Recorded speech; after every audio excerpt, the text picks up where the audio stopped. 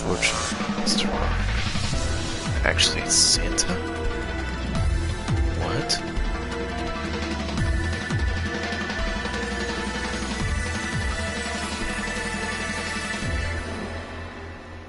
What in the world?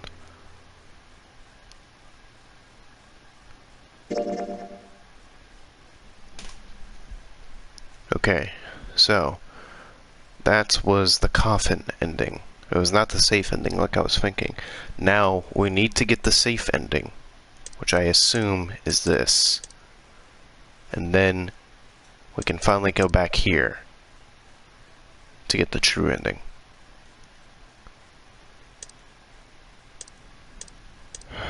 Man. There's a lot. There's a lot to unpack here. Holy crap. Okay. Well, I'll get to it.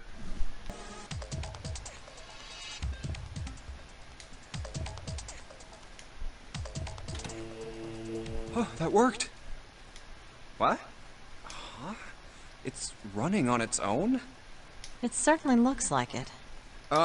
Isn't that kinda weird? What? Well, it's not connected to the main computer, right? There's just this keyboard and monitor. The only cable connected to this thing is the power cable we just plugged in. So, why is it working? Maybe it's a wireless display. A wireless display? Yes, it connects to your computer wirelessly, hence the name.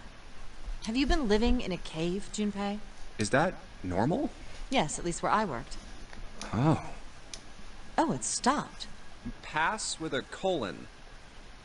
Looks like we need to enter a password. Again? There must be a hint around here somewhere. Could you go take a look? Yeah, I'm on it. What are you going to do? I'll see if I can do something about this on my own. On your own? Yep, on my own.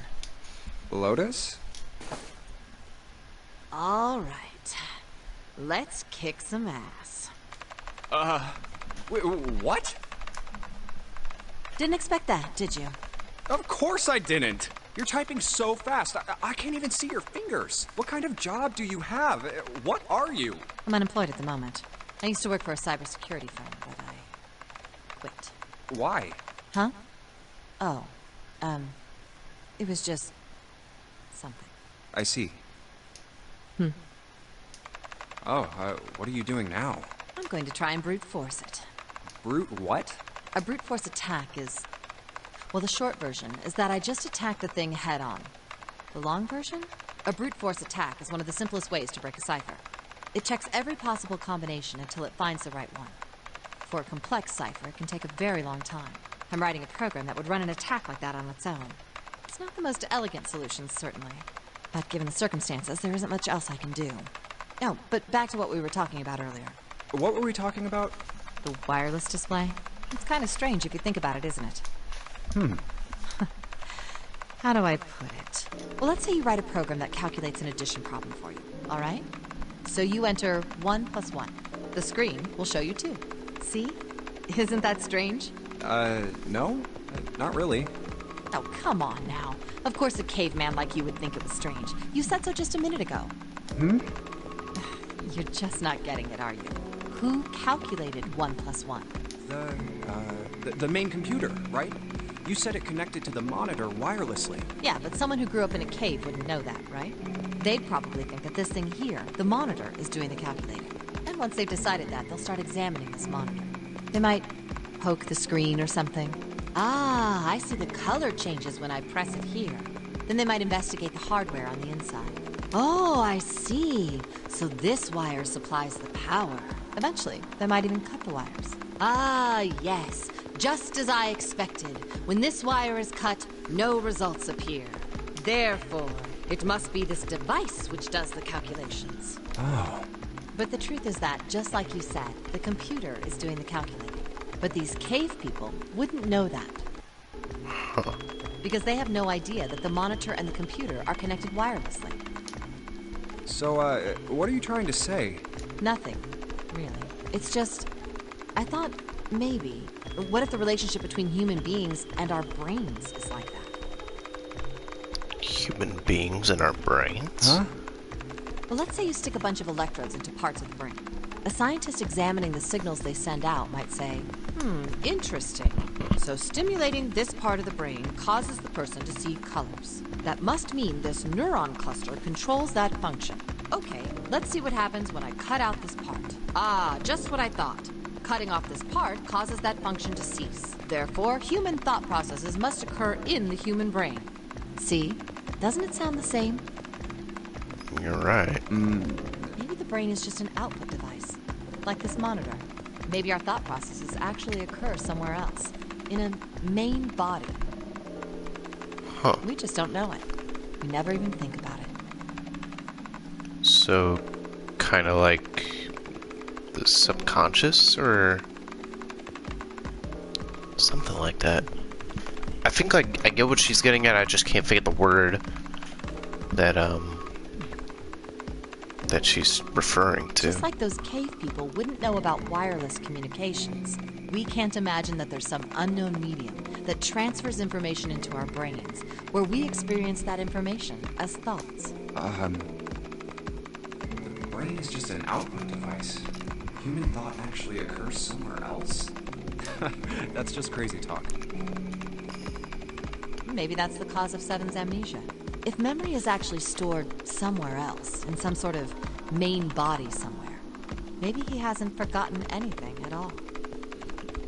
But his memories are just somewhere else. He's just having a difficult time accessing his memories because the monitor, his brain, has been damaged. Yeah. Huh. I suppose that would explain aphasia and blindsight, too. Perhaps they actually can't speak or see. The monitor just isn't functioning properly. Is that gonna get referred back to Snake? I guess people with prosopagnosia could be suffering from the same thing. I don't even know what that is. Wait a minute. What? What? You've never heard of prosopagnosia? No. What is it? Well, put simply, it means a condition where the mind can't distinguish between human faces. Really? In other words, my face would look the same as Clover's or even yours. That sounds so terrifying. So they can't remember faces, which is how most people recognize each other. Right. That means that people with prosopagnosia have trouble recognizing even people they're close to. Yeah, you wouldn't even be able to recognize your own parents. Usually they can make do by associating people with other things. Their voices, their clothes, their hair. Does that mean other people's faces look like blanks? No, I don't think so. Well, you've seen monkeys, like in a zoo, right? To you and me, all the monkey faces look the same. Huh. Even though they've obviously got faces. It's almost impossible for a human to distinguish between them. Right. The zoo staff that works with them would learn to identify different monkeys eventually. But you or I couldn't, unless one had a scar or something else to set it apart. Yeah, a distinguishing feature. Well, that's how people would be to someone with prosopagnosia. Wow, okay. That's crazy. I never thought of it like that. Prosopagnosia. Huh. I didn't even know that kind of thing existed. And, what were we talking about? The idea that your brain is just an output device, like a monitor. Are you serious about that stuff? Not really. I was just kidding for about half of it. You seem to be a jokester when it comes to long-witted, thought-provocating stuff. What about the other half? Well, I guess I was just adulting. Not funny. It's nothing more than a story I made up out of boredom. Don't take it seriously. Uh-huh, sure. Oh man, I love these characters, honestly. It was the first thing that came to mind, and I just talked about it to kill time. They're all really well written. They're really cool. But looks like I don't need to talk anymore. Why? I don't have to kill time any longer. Oh, then Nice. you finished that brute whatever thing? Nice. I certainly did. And let's see what we got. Piece of cake. The screen changed again. What the hell is that? No idea. Looks like a puzzle. Huh? Aren't you gonna, I don't know, do more computer stuff? No, I can't do anymore. It won't let me do any more programming. See? The keyboard. Nothing. So, there's nothing more I can do. Well, I guess I'll leave this to you then, Junpei. What? Let me take a break, all right? I did my part. Well, I guess you're right. Thanks, Lotus. No problem. Make sure you know when you should thank people. Now, I better take care of this myself. No more relying on anyone else. Dude, that was so fucking cool. So a computer? Oh, okay. Yeah. Hey, Junpei, do you have a minute? What's up? I wanted to ask you something. Hmm? Junpei, you went into door 5 with my brother, right? Did you hear him say, like, anything weird? Huh? Well, let me think.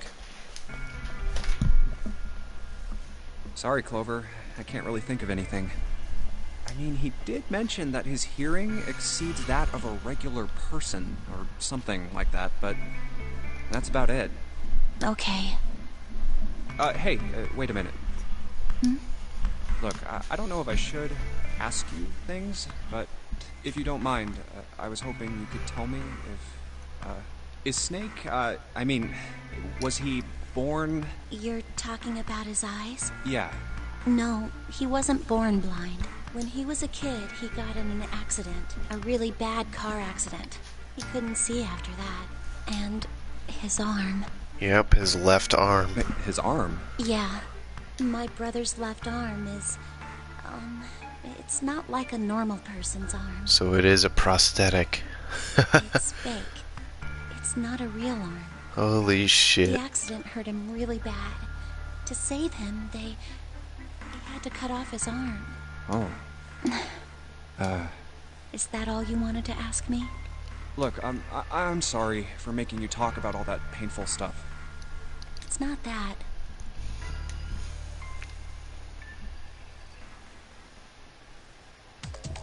Man, the way that you can piece everything together, holy shit.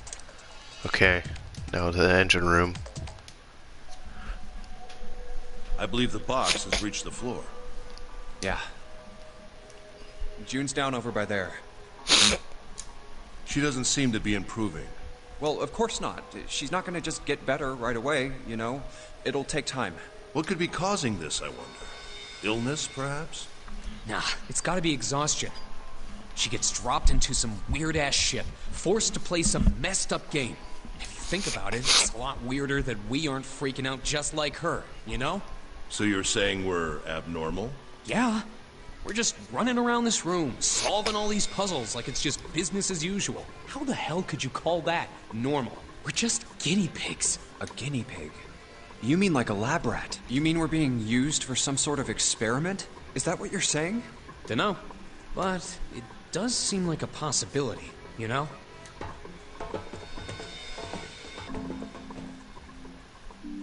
You know, speaking of experiments, there was this experiment some scientists did with rats. First, they took a squarish C-shaped tank and filled it with enough water that the rats could drown in it. The tank has 2 exits. Just to make it easy, we'll call one A and the other B. Exit A is pitch black, so dark even a rat can't see anything. But exit B is electrified, which means the rat can't leave through it.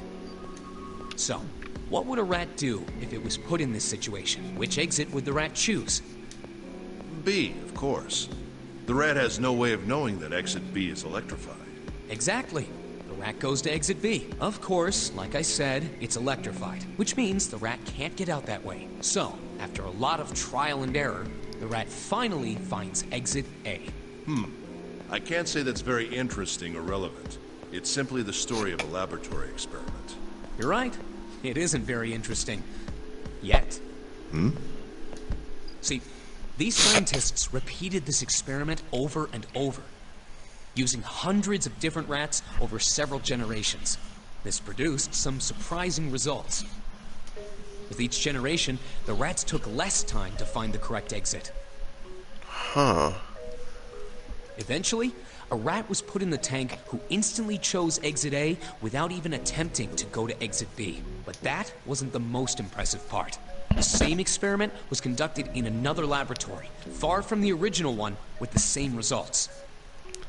So again, it's like Ice 9 and the other thing. No, on second thought, the results weren't really the same.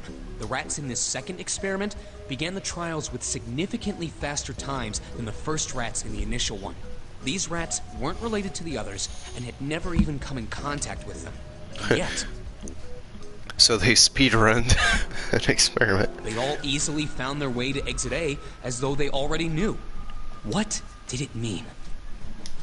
Are you suggesting something like telepathy? They were passing information to one another through some undetectable medium? How the hell would I know?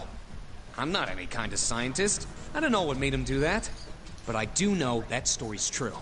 And if you've got another explanation, I'd sure love to hear it. Come on, let's get going. There's still a lot here we haven't checked out. And we gotta get the hell out of here before June passes out. Hey, wait. There's something I want to ask you. What? Why did they use that tank for the experiment? Huh? Well, I mean, it seems like you could conduct the same experiment without the water. They could have just used a dry box, you know? If they needed to motivate the rats to escape, they could have, I don't know, put some bait by exit B or something. It has something to do with the fear of death because of what Clover had said before. I mean, do they really have to make it so the rats can drown? You know, the word emergency comes from the same root as the word emerge. You ever think about that? Huh? Well, an emergency is something urgent, often something dangerous. And to emerge means to sort of come out, or appear, or rise out of something else. Right. So what's going to emerge in an emergency? Inspiration? Yeah. Think about it. When the chips are down, either you crack or your mind focuses and pulls up what you need. So in an emergency, your real potential emerges. Is that what you're saying? Yeah. That's why the rats had to drown. They had to be in danger. There had to be an emergency for inspiration to emerge. Oh. That's so interesting. And it makes a lot of sense. Okay. So, all we have left is 2 more. So wait, we have 9 photos in the coffin. I guess we'll go for both of them. Now we finally have all 9 picture cards. We just need to insert these cards into the slots at the front of each box. You know which card goes in which box, yes?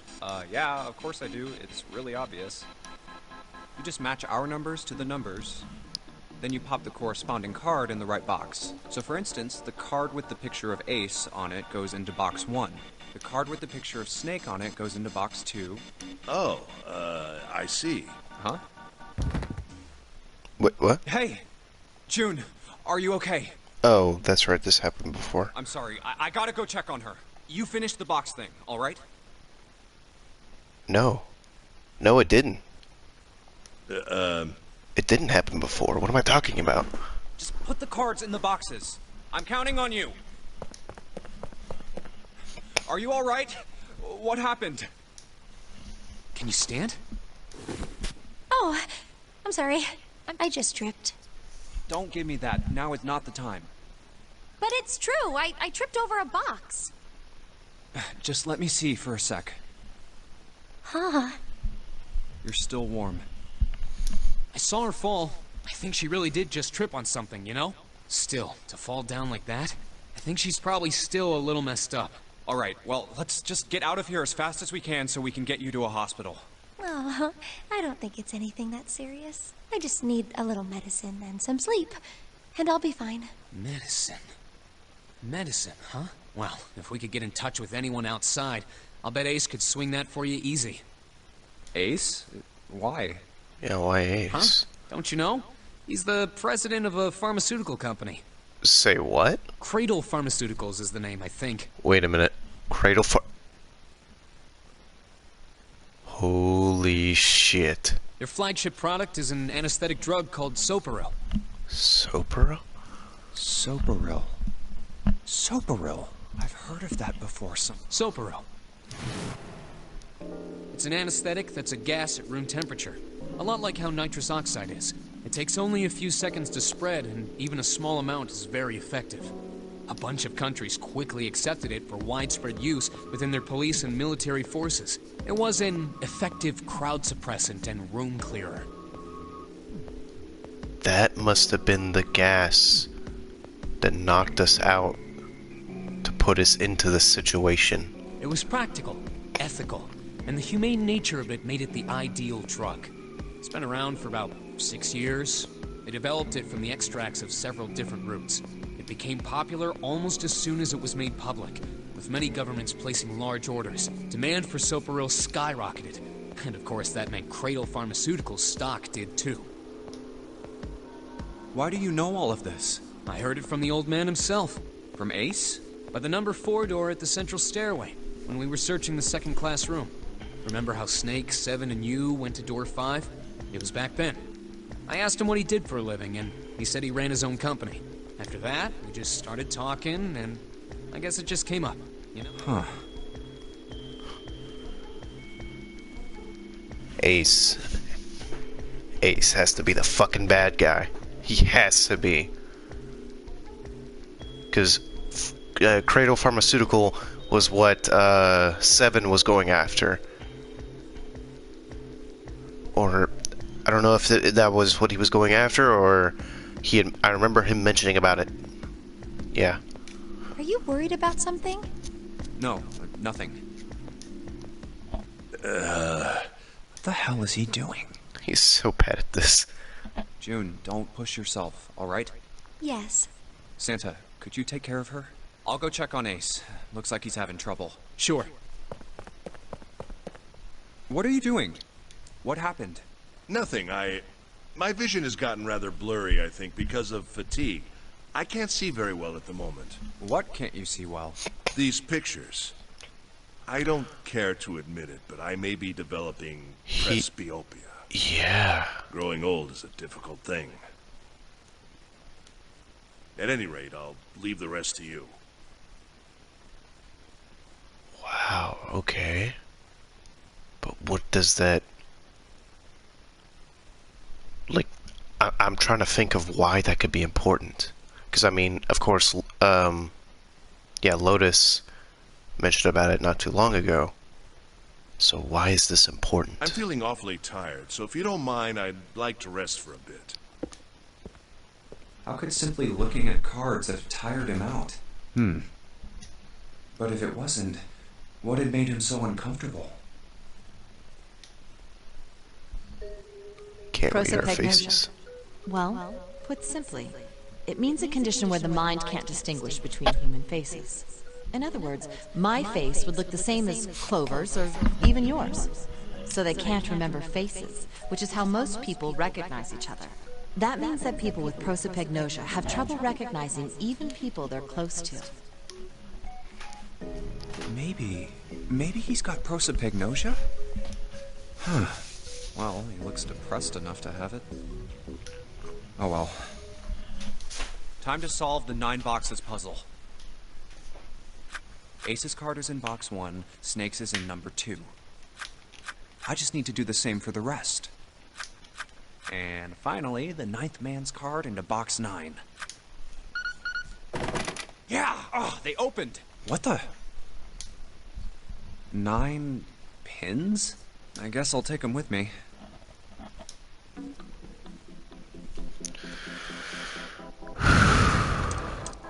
Alright. Leave no one behind.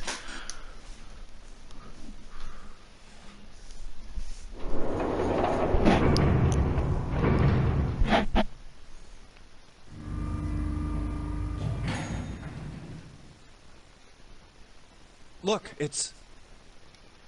7 and Lotus. We've got a problem. Clover is gone. What? What do you mean, gone? When? Why? You two went into door 1 with Clover, didn't you? Yeah, we went through the door together. But Clover barely spoke to us. She just did her own thing the whole time. There were 4 rooms on the other side of door 1. She wouldn't let us into the 4th room. She just said, I'll take care of this one. And shut the door. She must have blocked it with something on the other side. We waited for a while, but Clover didn't come out. We called for her, but she didn't answer. So I kicked down the door and we went into the room. But It was empty. Clover wasn't there, There was a door on the other wall. and it was open. We figure she opened the door and left by herself. We ran after her, of course, but Well, obviously we didn't find her. We figured that much out. Clover's gone. When did this happen? We got here just before you. You certainly have excellent timing. So you haven't searched anywhere other than near the staircase? No, we haven't. Very well then. We'd best separate and look for Clover. We haven't much time left. Let's begin. Yeah. She's not here. No, she isn't. All right, just in case, we should go take a look in the shower room. Shower room? That's where her brother is. She might have gone to see him. Well, we might as well check, right? Good. We can still get in. We should thank Seven later.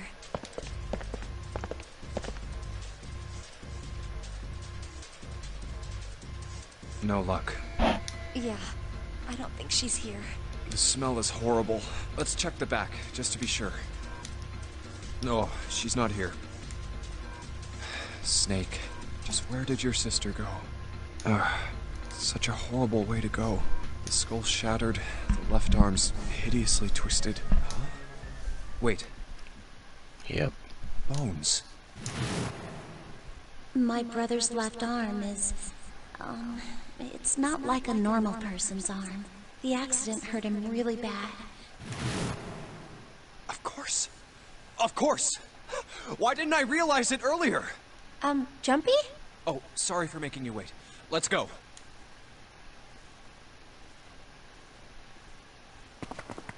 Now the question is, where is she?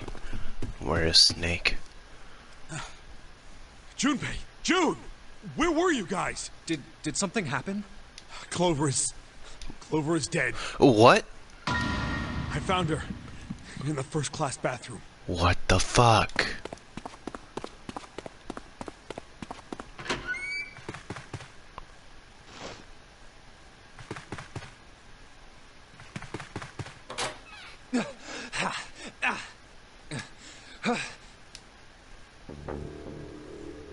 Oh my god, why?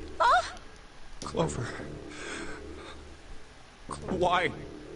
Why did this happen? Clover. No way. Let's get out of here, June.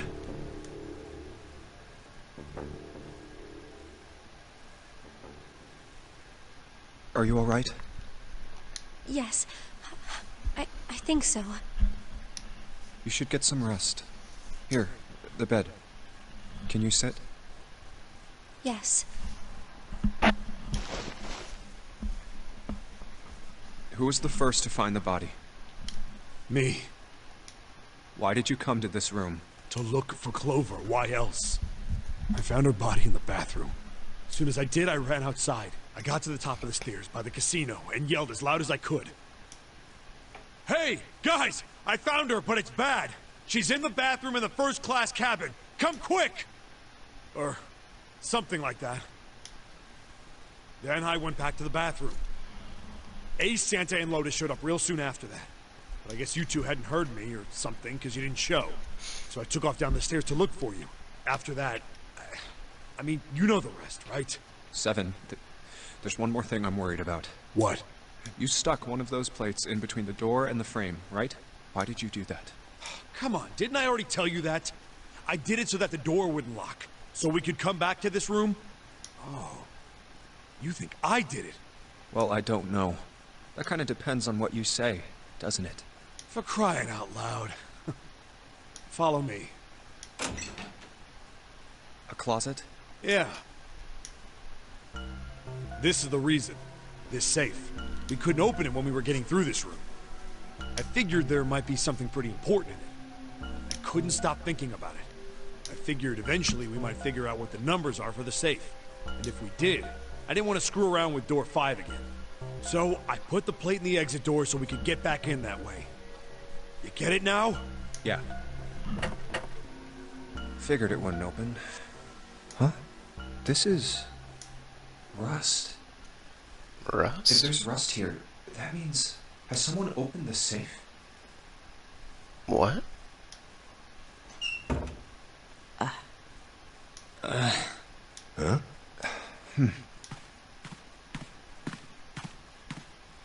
Maybe there's another clue. Maybe the paper on the table? Anything that might lead us to discover who stabbed Clover. Behind this door. The ninth man's body is behind there. Maybe I should have another look at it, just in case. Yeah.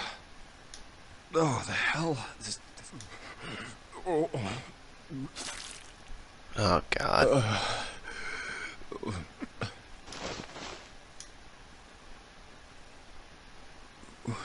Wait. It's gone. His bracelet. It's gone. It was right next to the glasses.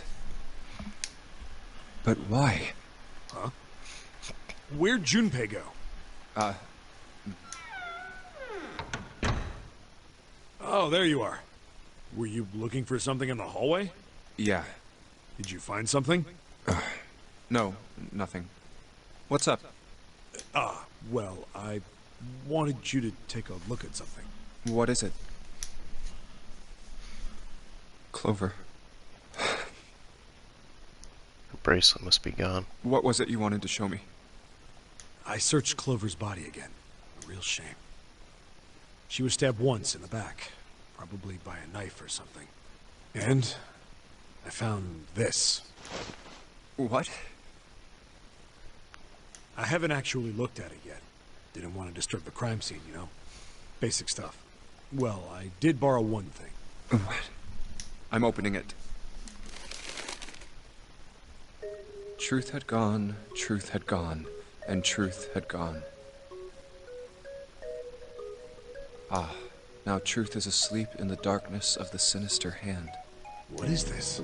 Some kind of secret code? A code. Sinister hand means...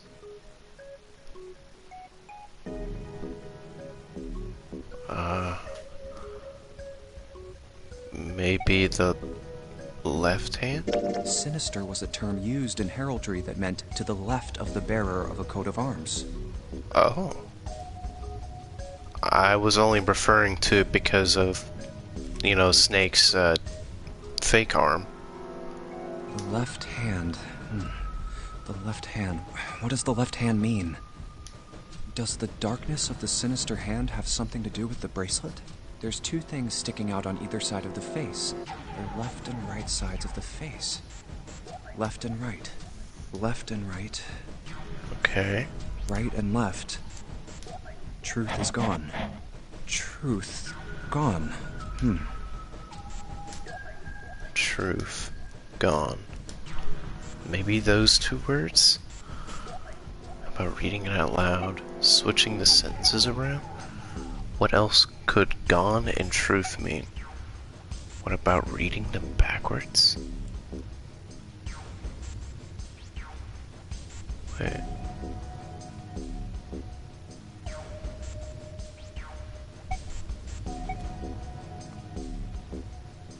Maybe? How about reading them backwards? Gone and truth. Enog and Turt. What am I saying? There's not even words. I doubt that's what the riddle was trying to say. Wasn't a bad idea, though. Okay. Stop it. What else could gone and truth mean? Truth, of course, means something that is correct. Something that's fact. In other words, something that is right. You could then safely assume that gone means left. After all, after someone left, they were gone. But in this case, they clearly refer to their directional homonyms. Then truth equals right, and gone equals left. The left and right of the bracelet. These two things sticking out. So if I pressed them in the following order. Oh boy,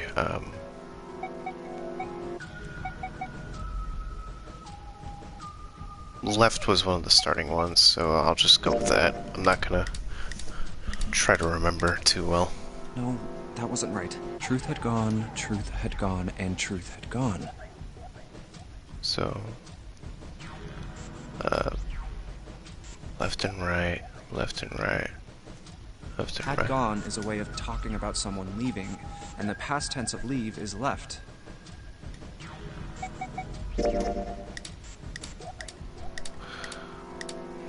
No, that's the wrong order. Truth had gone, truth came first. Oh, okay, so...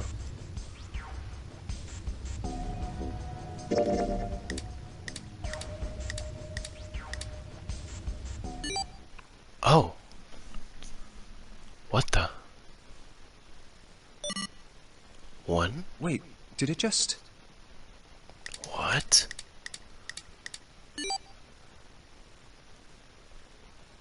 It shuffles? What the 1, hell? 4, 3, 8, 3, 4, 2, 1. Holy shit. Hey, what are those numbers? 1, 4, 3, 8, 3, 4, 2, 1. 1, 4, 3, 8, 3, 4, 2, 1. 1, 4, 3, 8, 3, 4, 2, 1. 1, 4, 3, 8, 3, 4, 2, 1. 1, 4, 3, 8, 3, 4, 2, 1. 1 to the right, 4 to the left, and... Oh. Bingo. I knew it was for this. Holy shit. Is this some sort of note? Let's see. Fact number 1. The notary game was played once before, 9 years ago. Fact number 2. The person with the number 2 bracelet attended the game 9 years ago. So Snake. Fact number 3. It was planned by the following 4 people. Cradle Pharmaceuticals CEO, so Ace. Jintaro Hongo, I don't know who that is. Cradle Pharmaceutical Chief of Staff. Nagisa Nijisaki. So they're all Cradle Pharmaceutical. So the 4 people who took out Snake, or what we thought was Snake, or whatever, they were all 4 pharmaceutical members. Terukai Kubota, majority shareholder of Cradle Pharmaceuticals. Kajikika, whatever, Japanese name. I must punish them for the innocent lives they sacrificed. This is the only warning they will receive, that innocent souls might be saved. I now state the truth. 0. What the hell? Sorry, but do you think you could all come with me? Come with you. I want all of you to go to the big hospital room. Why? There's something I want to be sure of. What do you want to be sure of? I want to know if the person I suspect is really the culprit. Wait, then you're saying... Yeah, I think I've got it figured out. I know who killed Snake and Clover. Anyway, if you could all please move to the big hospital room. I'll explain everything as soon as we get there.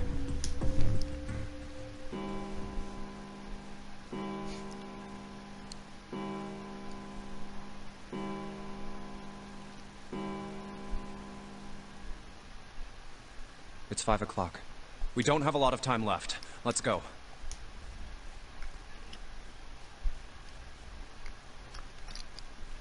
Actually, before we get started, I was hoping you could do something for me.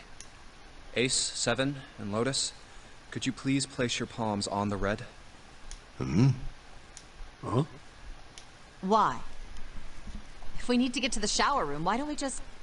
No, we're not going inside. Once you've authenticated, step away from the door. Why? Please, just do it. Or perhaps you don't want to know who killed Snake and Clover.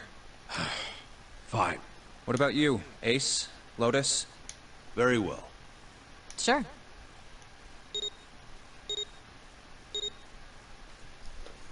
I have this idea.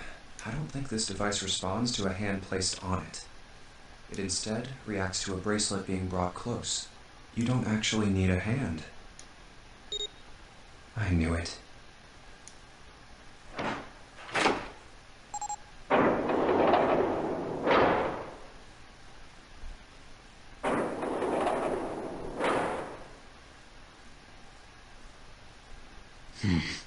Huh? What was that about? How should I know? Thanks. I appreciate your cooperation. By the way, Ace, would you mind if I asked you something? What is it? Do you know who I am? What? What kind of question? Just answer it, please. Who am I? You're Junpei, of course. Who else would you be? Unfortunately, that's the wrong answer. Actually, I'm Santa. What? Oh. What? The clothes I'm wearing, I borrowed from Junpei. Wait, what? And the clothes he's wearing are mine. We had a little swap. That's ridiculous. Impossible. So, you're saying I'm not Santa? Oh. He's referring to the... I forget what the term is, the P term that Lotus talked about the faces. Of course you aren't. Why? What makes you so sure I'm not Santa? If you were Santa, then door 3 wouldn't have opened for us just now. 1 plus 7 plus 8 plus 3 equals 19. 1 plus 9 would be 10. The digital route would be 1. But the 4 of us just opened door 3. You can't possibly be Santa. Your bracelet number isn't 3. It's 5, right? Huh? You're exactly right. My bracelet number is 5. Sorry, Ace. I tricked you. Of course, I'm not really Santa. I'm Junpei. Who could possibly think I was? It's obvious I'm not. To think I was? Ridiculous. But I guess you couldn't see just how obvious it was. I asked you before, didn't I? What makes you so sure I'm not Santa? And you answered. If you were Santa, then door 3 wouldn't have opened for us just now.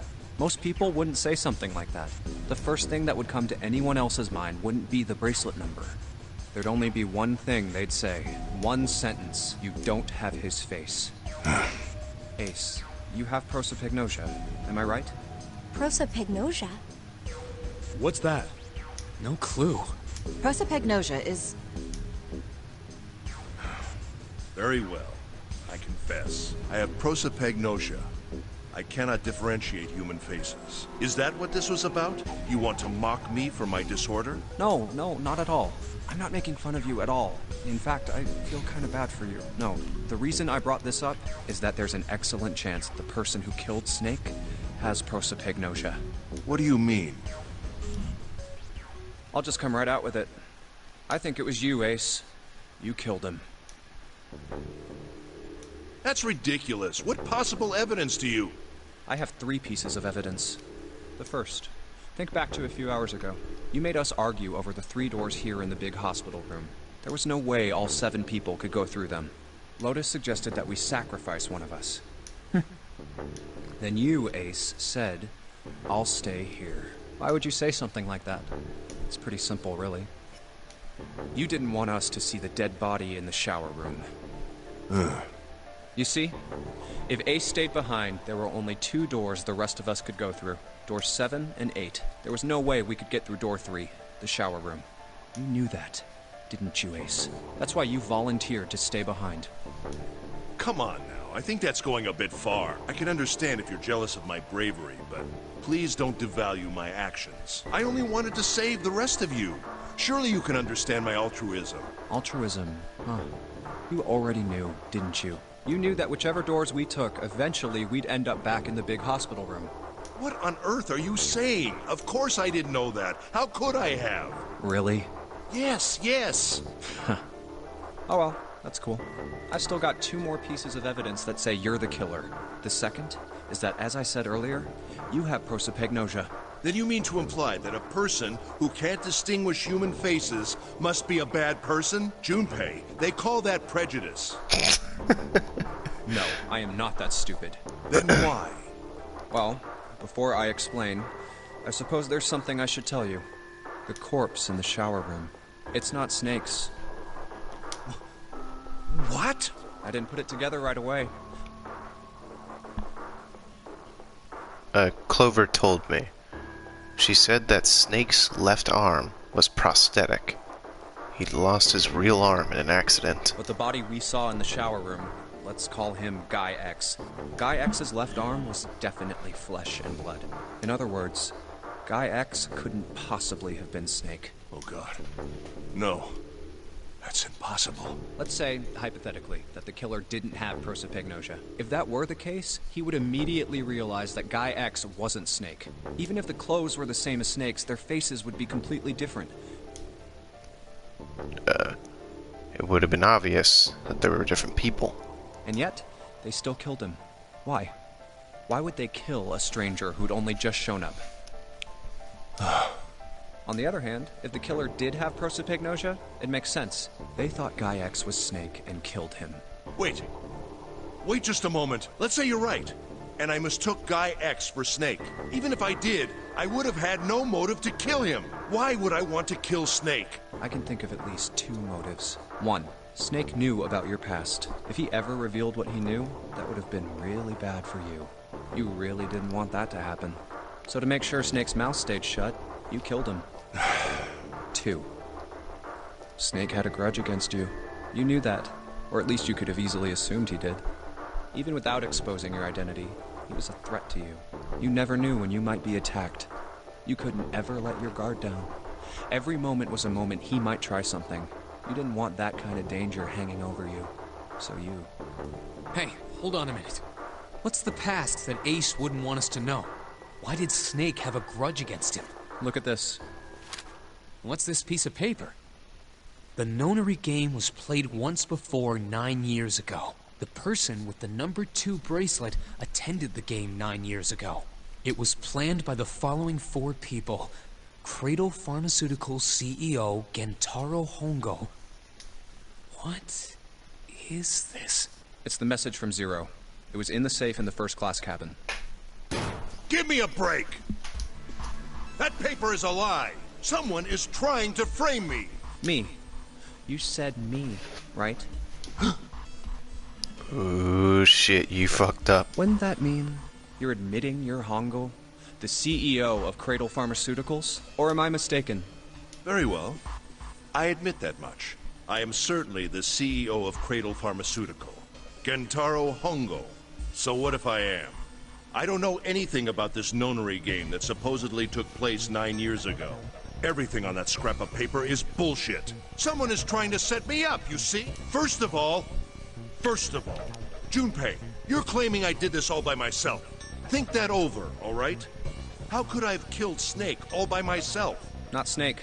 It was Guy X. I don't care who it was. You said the killer put this other man into door 3, right? Yeah, maybe. Then I couldn't have possibly done that alone. I couldn't have opened door 3 with only myself and Guy X. Nope. You could have. Huh? Huh? What? Actually, Ace, when you were unconscious, I took something from you. What? Remember when you were injected with that anesthetic and fell asleep in the big hospital room? Yeah, back then, I took this. No! You couldn't have! I got you, Ace. Your right hand there tells me all I needed to know. You want to tell me what you were so worried about? What's in your pocket? It's the number 9 bracelet, isn't it? Oh, shit. Ace, Guy X, and the 9th man's bracelet. That was all you needed to open door 3. That's how you killed Guy X all by yourself, Ace. All you needed was the number 9 bracelet in your chest pocket. If you want to play innocent, that's fine by me. Go ahead, tell me. I don't have the bracelet, if that's what you want to do. But if you could take off your coat and hand it to me, I'd really appreciate it. Otherwise, we'll have to take it from you by force. Right, 7? Yeah, it'd be my pleasure.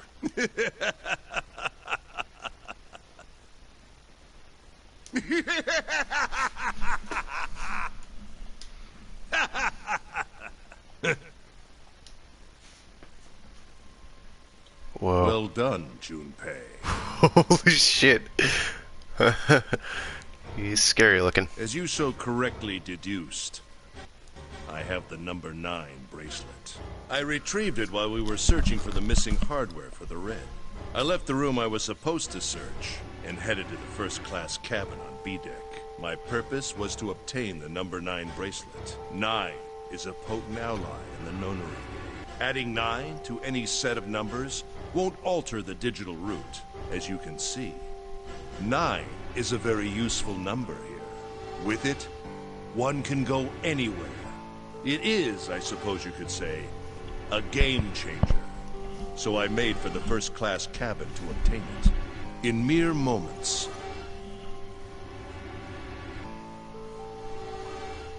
I successfully acquired the number 9 bracelet. There was also an unexpected bonus. The knife the 9th man had used. I quickly pocketed both of them and left. I made my way back to where I was expected to be. That's when I ran into Snake. Well, this guy X, actually.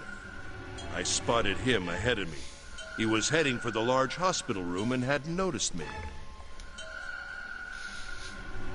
The man wearing Snake's clothes arrived at door 3. When he stopped, I walked up behind him and called out, "Snake." He turned around. He said nothing. He seemed dazed somehow, almost like a man half asleep. Perhaps he had been drugged. It wasn't important. I tend to gloss over little things like that. I was certain that man was Snake. I knew Snake had taken part in the nonary game 9 years ago. Being blind, it made sense that he didn't recognize me immediately upon our first meeting. But why then hadn't Snake said anything to me later? Surely he hadn't forgotten what had happened to him in the nonary game. But not once did he attempt to confront me. Did his lack of sight prevent him from fully recognizing who I was? Or perhaps Snake had conspired with Zero to deceive me? Regardless, he was a threat, and it was better to deal with him sooner rather than later. I had to get rid of him before he took action. With quick thinking, my plan went into motion immediately. I held the number 9 bracelet over the Red. I waved my own bracelet in front of the Red, and then grabbed Snake's arm and shoved his hand against the scanner panel. The door opened. I threw the man through it. 9 seconds later, the door shut. 81 seconds passed.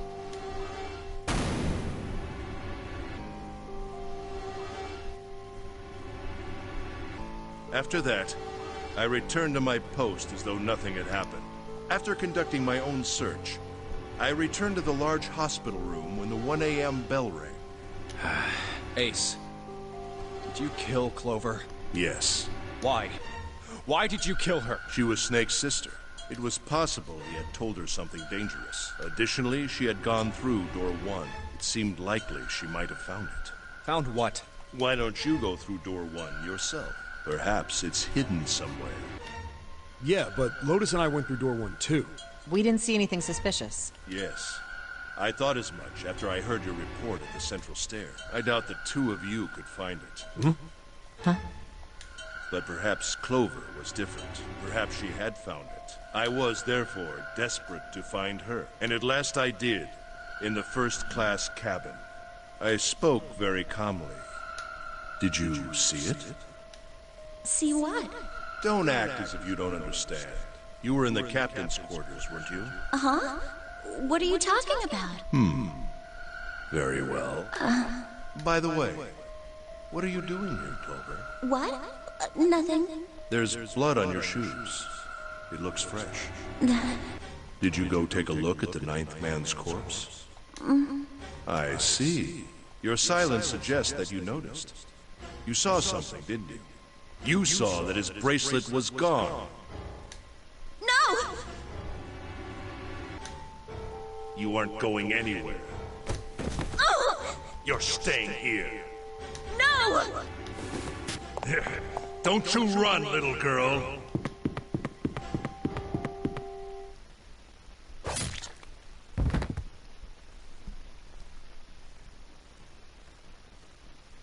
That was how I killed Clover. You son of a bitch!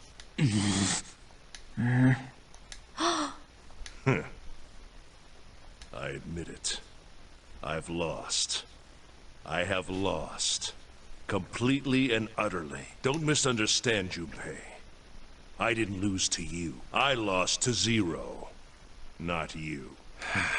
I'm rather disgusted with myself for falling into such a simple trap. I looked the fool. And it was a trap. Make no mistake. I was trapped and manipulated by Zero. The man I killed in the shower room? If he wasn't Snake, then I have no idea who he was. But he was wearing Snake's clothes. And that was no coincidence. He had also been injected with something that reduced his cognition and prevented him from identifying himself or resisting me. And we can't forget the components that were removed from the Red before we arrived. I have no doubt that Zero planned all of this. Zero made sure I would kill that man. It follows, of course, that Zero knew everything I would do. That I would try to take the number 9 bracelet. That I would try to kill Snake.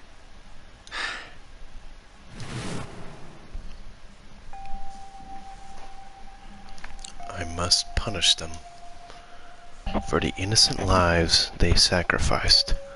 This is the only warning they will receive, that innocent souls might be saved.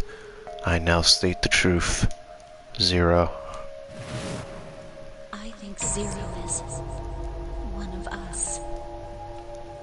Huh?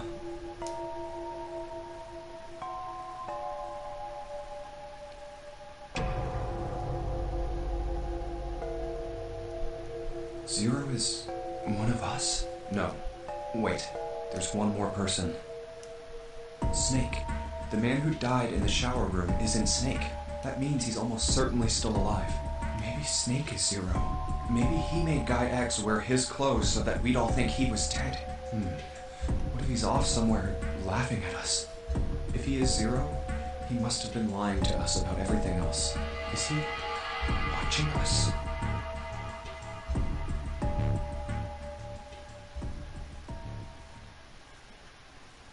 Well, I believe I've finished with my confession.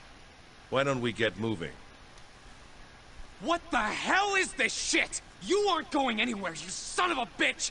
We're gonna leave your ass here to rot! Why? Because I killed Clover? That's ridiculous. Why are you so upset that I killed the little bitch? She was nothing to you. A stranger you only met a few hours ago. Am I wrong? You bastard! Blindsiding me with a punch, huh?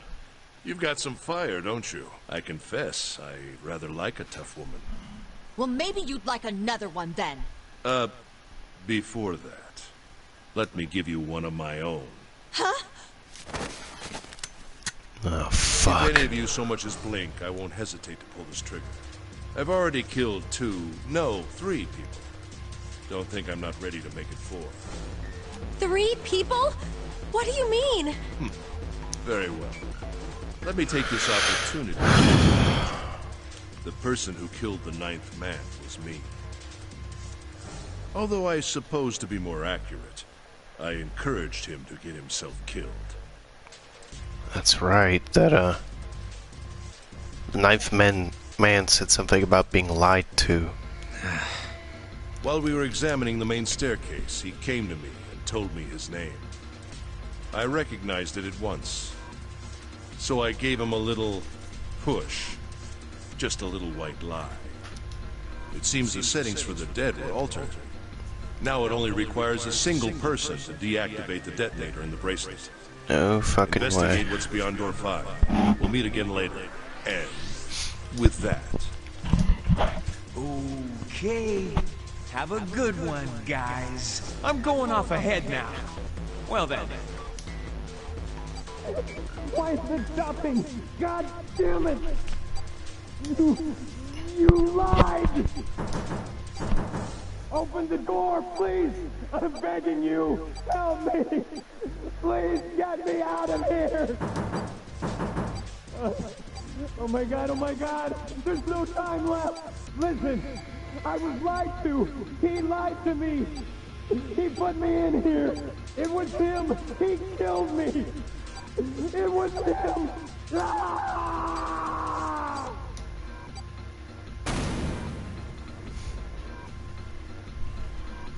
I had 4 reasons for killing him.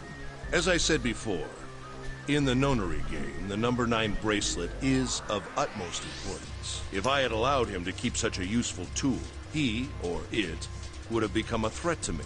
As such, I decided that he should be eliminated early on. I wanted the number 9 bracelet. If I could manage to obtain it, I would be able to manipulate the game as I saw fit. I would be unable to acquire the bracelet unless its owner was dead. That's the second reason. Even setting aside his number, he would have been nothing but trouble for me. He was aware of my past. He knew what happened here 9 years ago. It was important that I eliminate him before he was able to disseminate this information.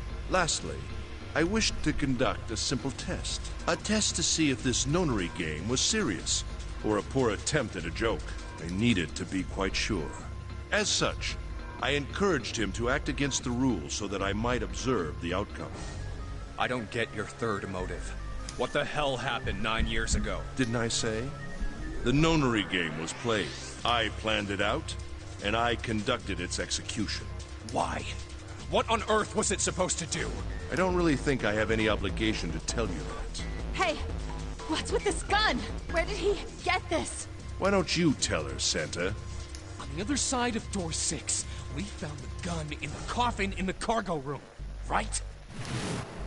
The bastard must have grabbed it when we weren't looking. Indeed I did. That was a pretty serious mistake, you know. Just saying you intended to leave it behind. Well, there isn't much time left. I'll be off then. Well, where are you going? Do I really need to explain?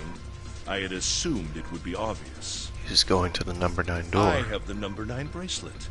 And now I have Lotus. That's right. Wasn't there a door with a 9 on it in the room that looked like a church? That's where you're going, isn't it? And how do you know that? That's why she dies. Santa told me about it while we were looking for Clover. I see. Well, you are correct. That is my destination. But now I must say goodbye to all of you. Ah, and please, don't forget my warning.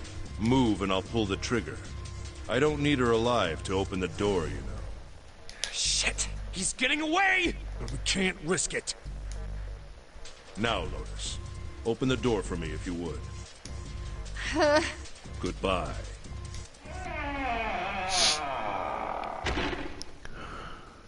Damn it! Holy shit, dude. Hey, June, what happened? Are you alright? Jesus, you're burning up. Your fever's back. Are you okay? I'm okay. Really, I'm fine. You shouldn't be worrying about Lotus. But... Jumpy, don't worry about me. I just need a little rest. I'll be fine. Don't you remember? I just needed to rest a little bit last time. So please, please save Lotus. Think about what Ace has already done, Junpei. When he's got what he needs from Lotus, you really think he's just gonna let her walk away? Damn it. You guys go on ahead. As soon as June starts feeling better, we'll follow you. Go! All right, come on, Seven. We're going after Ace. Hell yeah! Santa, you take good care of June. I'm trusting you. Got it. Let's go!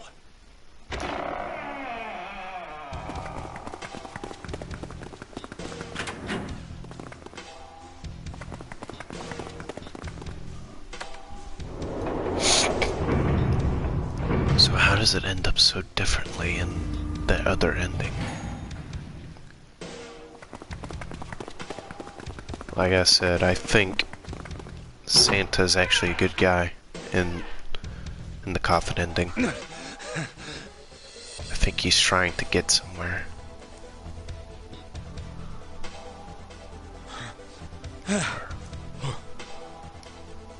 Where are they? I don't see them. You think they already went through? Maybe. Let's check the red. Engaged. It's occupied. That means Ace and Lotus went through here. Yeah, it seems like it. What do we do now? Yeah, what should we do? Well, the big door is still vacant, but... The two of us can't do anything with it. Yeah, not even counting how our digital route isn't not... Right, the What's coffin. that sound?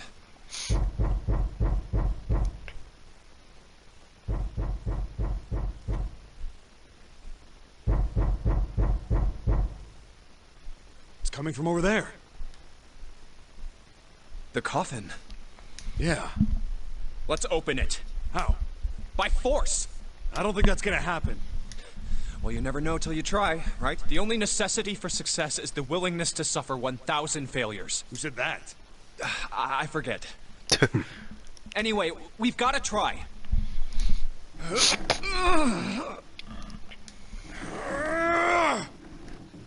Damn it! See? Didn't I tell you? If you could just pull it open, why would it have something like that? Right. So unless I put in the right passcode, it's not gonna open.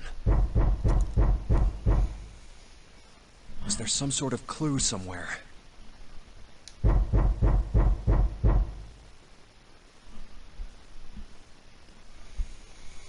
Hey, Junpei. I remember you mumbling about some weird numbers over by the bathroom in the first-class cabin. You got those numbers by solving the secret message Clover was holding, right? Truth had gone. Or something like that. Yeah, that's right. What about it? Well, maybe that number's the passcode for this thing, too.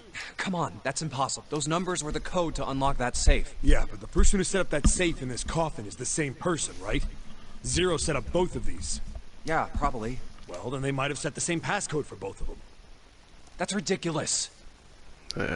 Not entirely. Why don't you just try it? I mean, it's not like you'll make things any worse. It'd just be a waste of time. There's no way they're the same number. How do you know that? You never know until you try. The only necessity for success is the willingness to suffer 1,000 failures. Ha. Who said that? You. Hello, 7, man. Fine. 1438 3421.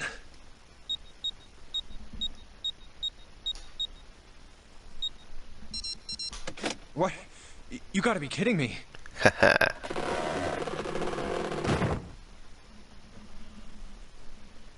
Snake? Huh. You? Why? Why does he look like he's in the occult? Ah, those voices. Junpei and Seven, unless I'm mistaken. Where are the others? Are they elsewhere?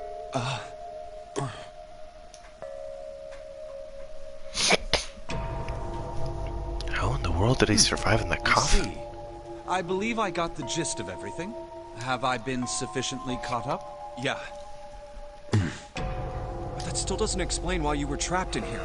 We've still got no clue about Zero's true identity, let alone why the hell he's doing all this. Why did he put Guy X in Snake's clothes? Is all this stuff somehow related to that notary game that was played 9 years ago? Hey, Snake, do you know anything? What are you talking about? I apologize, but I have no idea what you're saying. Oh, come on, just tell us if you know. I don't know what to tell you. How can I know something I don't? This is bad. We're running out of time. We need to go after Ace. What do we do now? The three of us can't make a digital route of 9. Yeah, we just get 5. We're stuck here then. Oh. Hey, I just remembered something. What? What is it? I found something earlier. What did you find? This. Zero. Oh. Zero's bracelet. What did you say? Are you saying that 7 has the number 0 bracelet? Yeah. Where did you get that? Clover gave it to me. Oh. She did? Yeah. How did she come by it? Well, she found it. See, on the other side of door 1, A deck, the captain's quarters. She asked me to hold on to it because it was too big and bulky for her to be lugging around. He's lying. He even told us earlier. I haven't actually looked at it yet. Didn't want to disturb the crime scene, you know. Well, I did borrow one thing. He probably said that so Snake doesn't find out about Clover. Right. All right, Junpei. Been nice knowing you. Wait, what? Come on, man. I'm just kidding. Still, just in case, I want to make sure the Zero bracelet gets picked up by the Red. Snake, give me a hand, all right?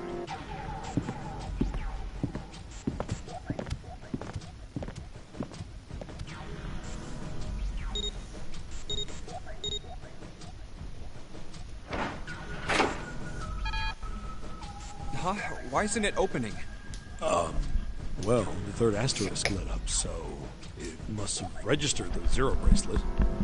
Maybe it isn't actually Zero. Huh? What? That bracelet may not actually produce the number 0 when scanned. That is what I'm saying.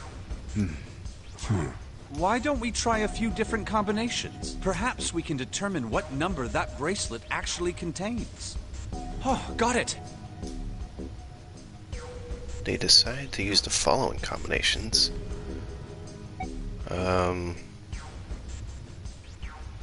Junpei 7 plus Let's the try bracelet. me, 7, and the bracelet. I didn't know they actually had to put If this specific combination combinations works, for then it the to number work. for this bracelet is 6.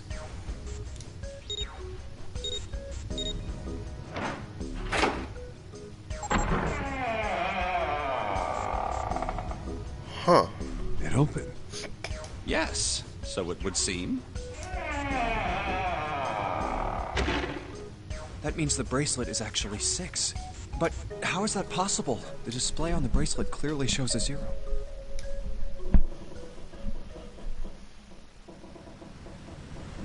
Oh man, that's not good. I guess our time's just about up, huh? At any Shit, rate, we know water. now that the door can be opened. Let's go! But, Snake, are you sure? Yeah. You know that only Junpei and I can go through this way. You needn't worry. I have a solution to this problem. My last resort. But if now is not the time for last resorts, then when? Last? Resort?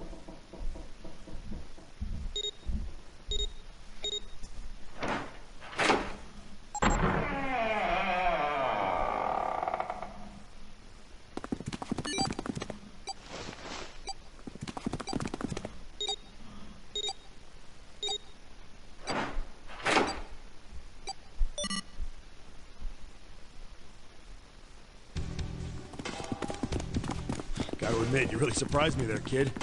I couldn't figure out how the hell you were gonna get out of that one. How come you didn't do that right off the bat? As I told you, it was a last resort.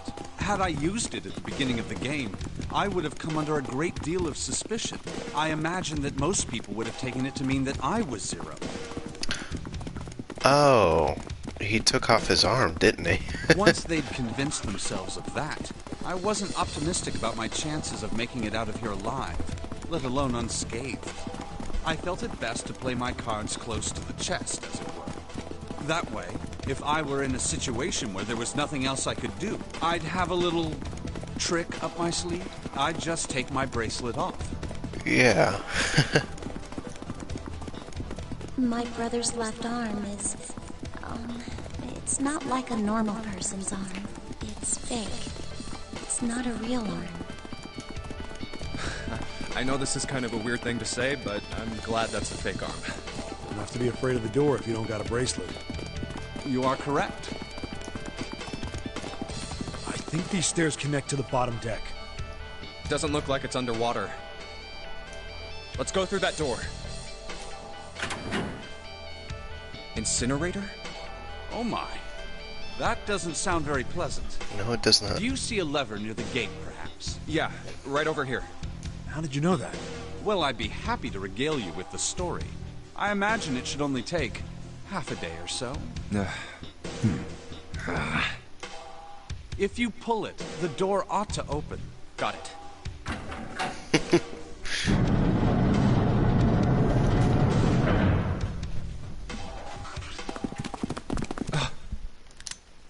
Shit. What? Why? What Why the is there hell? another one? Warning. What the hell? Warning. Emergency incineration command has been acknowledged. What? Automatic incineration will take place in 9 minutes. Please Of course. evacuate the incinerator immediately. Oh my, how exciting. You've run quite a show here, Zero. What's the matter? Too frightened to understand? Here, let me explain. It's said that the incineration system is about to activate. In 9 minutes, this room will be engulfed in flame. Who are you? You don't recognize me? I'm hurt. It's me, Snake. Snake? Oh yes, you are alive. I'm afraid your bizarre style had me confused. I'm quite glad to see that you're alive. If you don't mind my asking, how did you get here? Snake, Junpei 7. The three of you couldn't have opened a door with a 9. Did you use Clover's bracelet, perhaps? What? Ah, well, your reaction suggests that you did not. Hold on. Why did you think we'd have Clover's bracelet? Oh, they haven't told you? Told me what? Clearly not. Normally I would take some time and enjoy the moment. But I'm afraid my time is at a premium just now. I'll have to make this quick. Clover. Don't do it, Ace! Keep your goddamn mouth shut! Clover. I said stop it! Don't listen to him, Snake. What happened to Clover? Clover died. No, that's not true. That's impossible. It's a lie. It has to be a lie. Oh, it's quite true. I can assure you of that. I killed her myself, you see. What? I'm sorry, did I stutter? I killed her.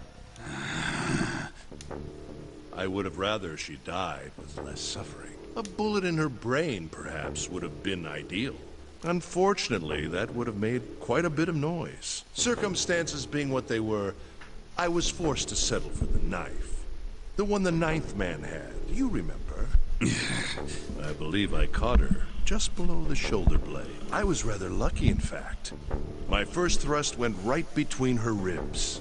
Her flesh was so soft. My knife slid in so easily. There was no resistance. That feeling was... I confess, I feel rather excited. It is a powerful memory. Someday, perhaps, I hope I can feel it again. Incineration will begin in Monster Ace. 7 minutes. I'm going to kill you. What was that? I'll kill you. I'll kill you. Ah, so you're going to kill me. Please do. Come now. I'm waiting. Don't do it! Don't listen to him, Snake! Stop it, kid. He's screwing with your head. Is there a problem? What are you waiting for, boy? Don't you want me to send you to join your sister? Don't! The Snake! Don't do it!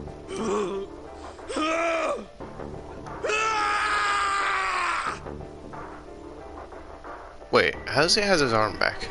Snake! Snake! Fuck, dude. Lotus!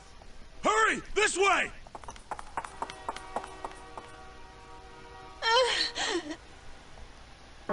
Incineration will begin in... Oh my god. Give me the woman. I need her. Without her bracelet, I will be unable to open this door. Quickly now! I don't have time for your shenanigans. I see.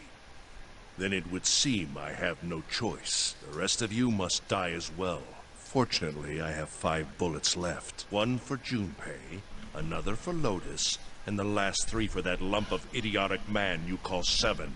I will take Lotus's body with me and leave this room. Incineration will begin in 4 minutes. Well, it looks as though our time together is at an end. I rather enjoyed playing with you. Damn it! Goodbye. Kill you. What? What? No, that's impossible. I'll kill you. I'll kill you. Stay away from me. Get back! Stop! If you come any closer, I'll... Get away from me! Listen to me! I said, don't come any closer! Shit! You bastard!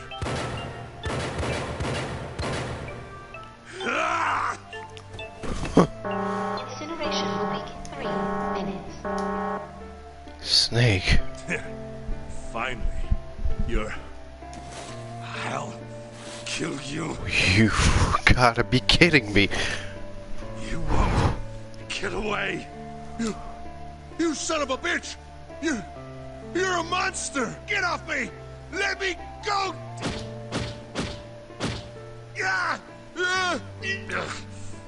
This is it, Ace. We're going to burn to death together. What? Incineration will begin in 2 minutes. Yeah, damn it! Damn you! Get off! Let me go, you monster! Okay, look. Think about it this way. My company owns a wonderful hospital. It has excellent doctors. You're not wounded too seriously. I'm sure they can Wounded fix you too up easily. seriously? You only have 6 bullets into your fucking chest. You don't have to die. Or You whatever. can be saved. Just let me go. Pathetic. Begging for your life. Snake, that's enough! You can stop now! Yes! He's right, Snake. You've done enough! Come on, Snake, let's go. Let's get out of here. You have to come with us. We have to leave together. I apologize, but I'm afraid I can't do that. You'd best forget about me. You need to leave soon. I'm going to take him with me. Shut up! Be quiet! I couldn't save Clover. My sister died because of me. Perhaps this will begin to atone for that. Perhaps in the afterlife, she can forgive me. Now go. Go now. You have to go. Incineration will begin in 1 minute. God damn it! Shit! We're out of time! We gotta go! Junpei, what are you doing? You have to get out of here now! Snake! Snake! Wait! Don't be an idiot, Junpei! Holy shit. No! No! I have to help Snake! Snake! Snake! Get off of me! Let me go! Incineration will begin in 10 seconds. 7.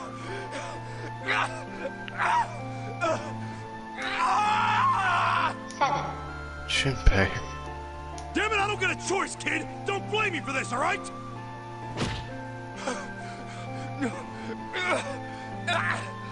5, 4, 3, 2,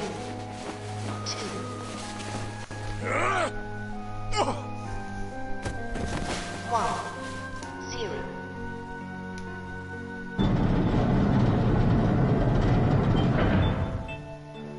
Gates 2 and 3 are locked down, beginning incineration. He's... Shit! Damn you all! Why? Why? Why me? I don't deserve this! Answer me! Answer me, Zero! Why? Why? Zero! Zero!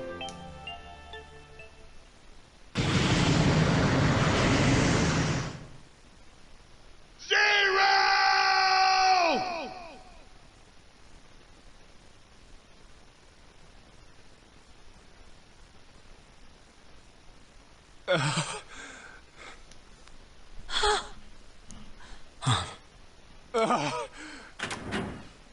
Hey, wait! Junpei!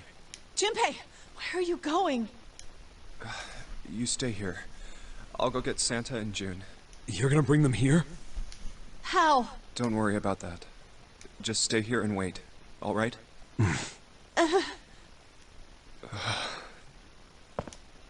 saw an elevator on the way here. If I can get it to work, then maybe... Please work.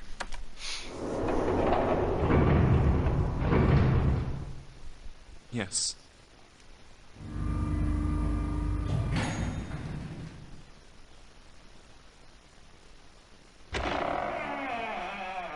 June!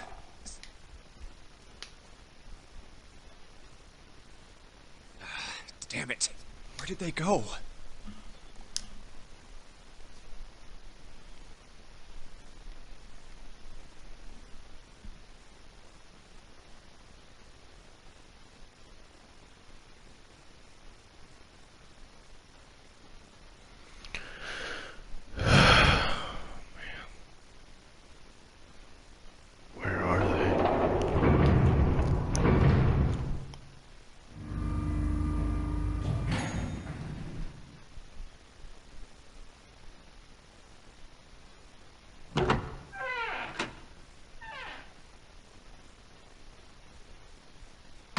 Connie!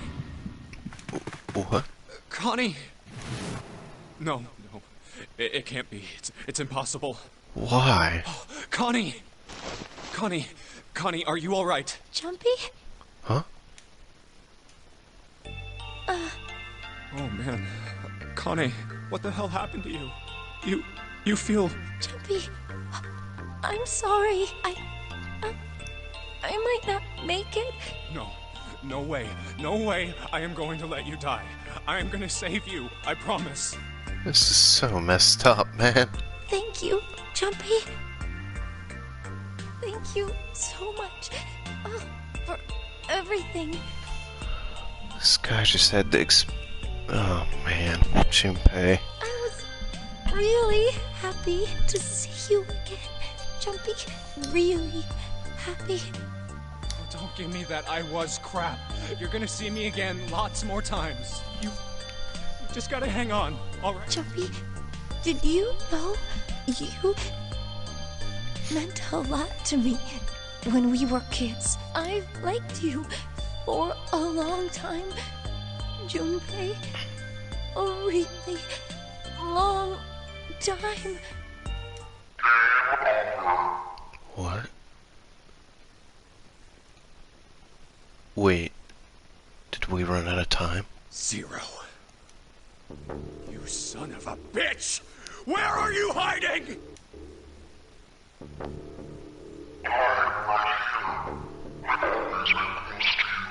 What the hell are you talking about?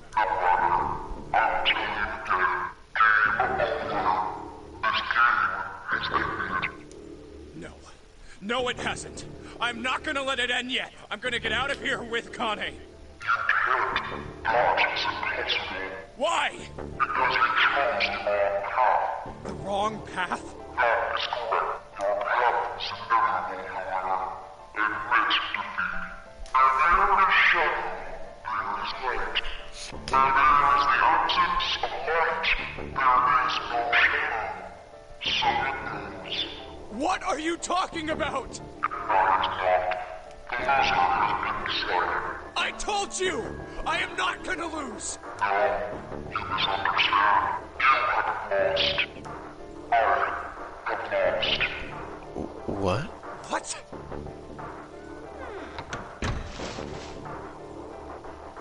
Connie, wait here. I'll be right back, I promise.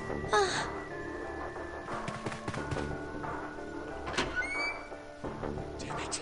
Where are you? It doesn't matter. I need to get Connie out first. Connie! What? Oh god. No. No. Where is she? Connie. Connie! Connie! Connie! Huh? Wait. This is... The gas? White smoke.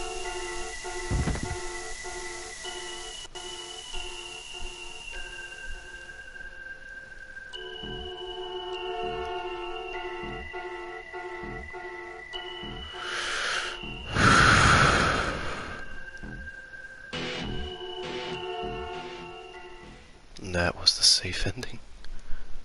The end, or is it?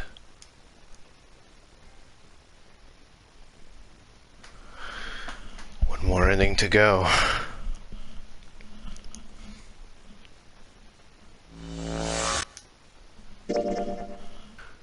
Here it is. The 3 left behind.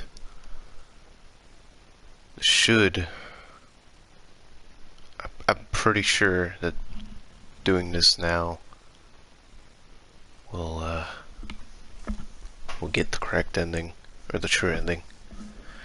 And also, I would like to apologize for such a long video, because not only do I just want to keep that momentum going, but I felt it was very fitting to, end the series, or end this game on part 9. I'm sure you get why. I felt it'd be a nice little nod. But let's go ahead and finish this off.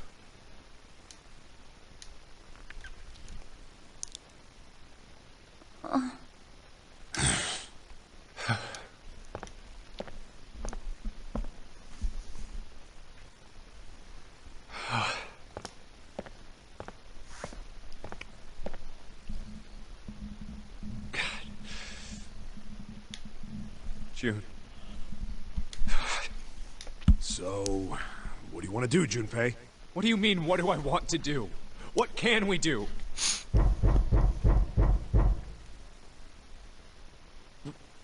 What the hell is that? Shh, quiet!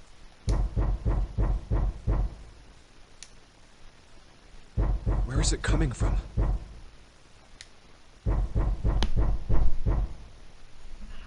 Could it be? Hey, I think it's coming from this coffin. You're right.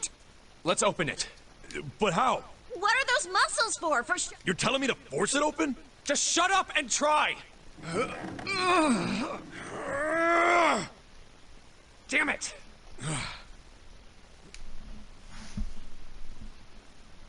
Not another one.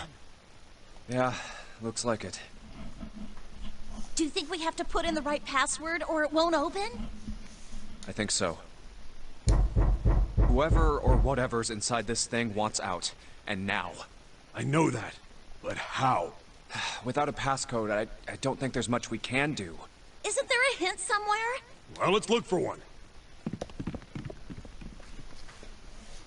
Ugh, there's nothing here. Not making this easy, are they?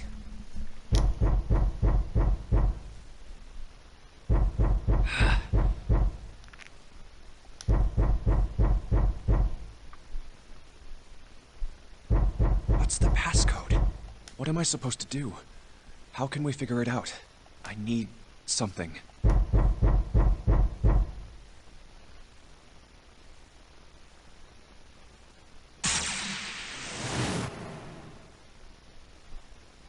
Truth had gone. Truth had gone. And truth had gone. Ah, now truth is asleep in the darkness of the sinister hand. Wait, what? What the hell was that? That voice? Huh? What? What's up? Huh? Oh, nothing. He pressed the buttons.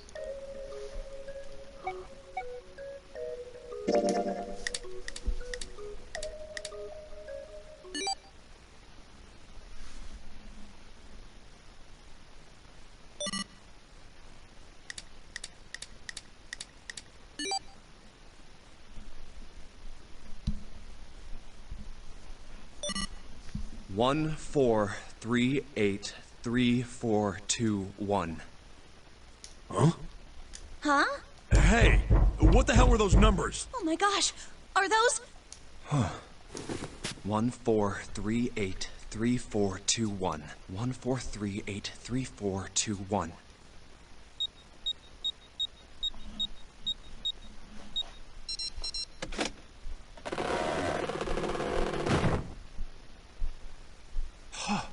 No way! What? Why are you...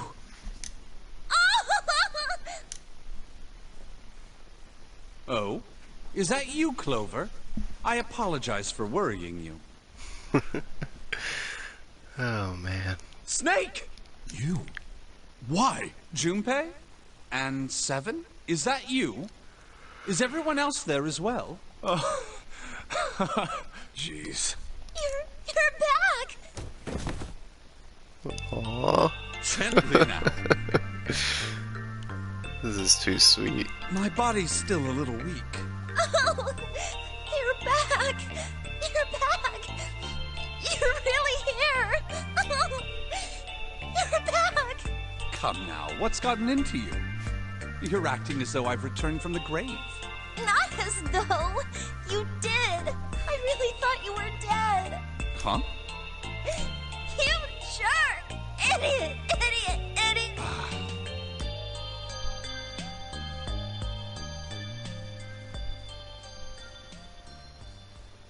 I see. I believe I understand things rather well now. Thank you. In the shower room, there is a dead body wearing my clothes. Because of that, you thought that I was dead, correct? Yeah. You also discovered a corpse in the captain's quarters, and Santa turned on you here, in this room. Do I have it straight? Well, the dead body in the captain's quarters is a surprise. Sorry, there wasn't a good time to tell you. Don't worry about it. Well then, I've got a pretty decent idea of what happened while I was indisposed, but it's still something of a mystery who did all this, and why. The corpse in the shower room that looked like me, and the corpse in the captain's quarters. Why were they killed in the way they were? You don't know? No. Why would I? The guy in the shower room. We don't know who he is, so let's just call him Mr. X. Anyway, this Mr. X is wearing Snake's clothes, but you're wearing some kind of weird robes. That means someone took your clothes and put them on Mr. X. We need to figure out who that was. I apologize, but I have no idea who might have done this to me. I only just now woke up. I was unconscious during all the events you just described to me. They must have undressed me and changed my clothes during that time. When were you knocked out? When we split up to look for the red.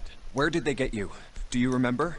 It was a small room in one of the hallways on C deck. What happened? The same thing that happened to every one of us when we were abducted. A canister releasing some sort of gas was thrown into the room. I believe the gas is some sort of incapacitating agent. Then that means it was... Zero. Looks that way, huh? There's nothing else I have to tell you.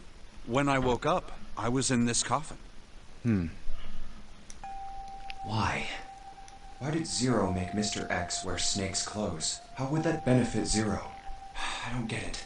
What the hell does any of it mean? And I have no idea how I got the passcode for the coffin either. Truth had gone, and truth had gone. Where did those words come from?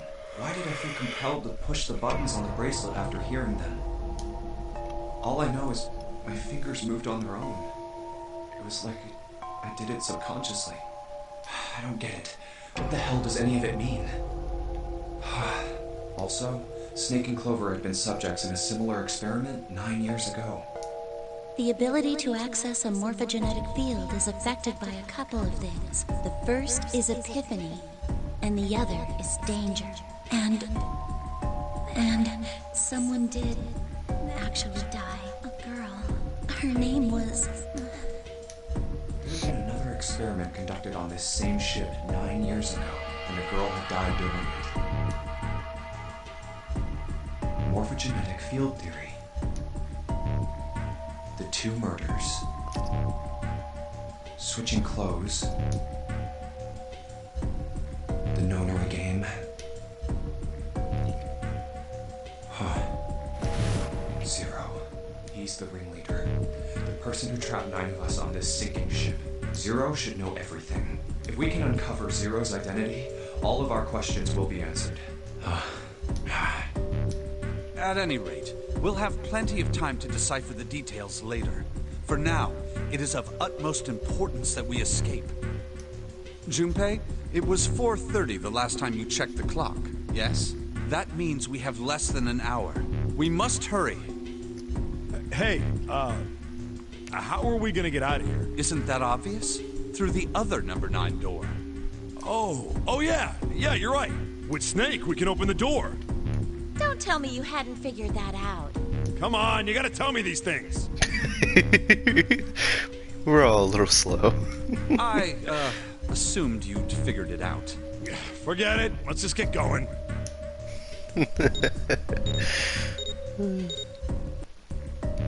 All right. You guys ready to go? Yes. Yep. Not yet. Huh? Before we go in, I'd like to check something. You want to check something? Yeah, but before I do, 7, could you pull the lever? What? I want to make sure we can verify with just the 4 of us. What do you mean? We don't need... Just do it, alright? But if the door opens, don't go in yet, okay? Please, this is really important. I really need to check this, okay? Work with me here. Fine.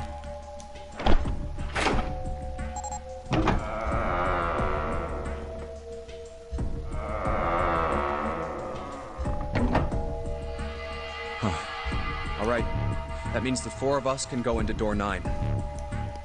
So? We knew that already. It's obvious. Obvious. Yeah, you're right. It is. Now, what happens if we add Zero's bracelet? What? Zero's bracelet? Why don't you take it out, Clover? So you did know I had it. That's a cute sprite. I picked it up because I thought it might be useful sometime. This was on the left hand of the corpse in the captain's quarters. If you look at it, you can see it's got a 0 on the face.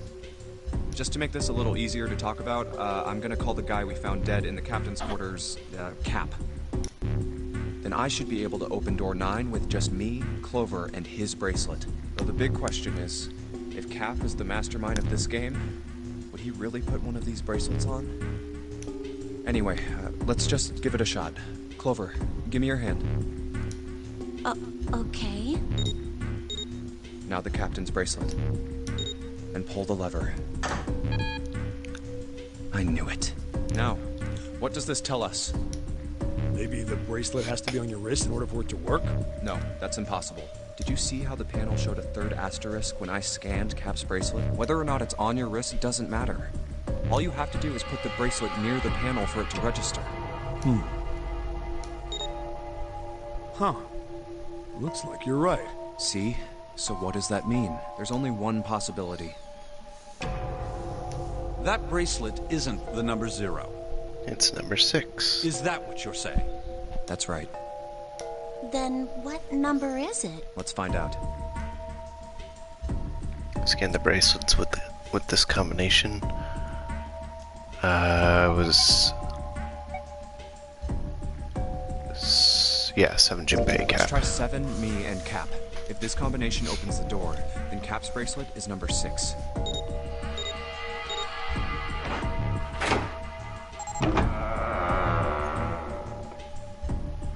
Hey, it opened! Have the door... What? Why? What does that mean? Isn't it obvious? Cap's bracelet is number 6. But doesn't it say 0? This isn't a 0. The symbol on here isn't a number 0. It's a letter O. What? Oh. Whoa, wait a minute. I don't get it. I mean, we figured out that Cap's bracelet is 6, right? Yeah. Does that mean there are 2 people with 6s? There is most likely only one person with a 6. Wait a minute. Who is... Wait a minute. I don't get it. What about June? Well, this is only an educated guess, but... So she's... I think June's number was never 6 to begin with.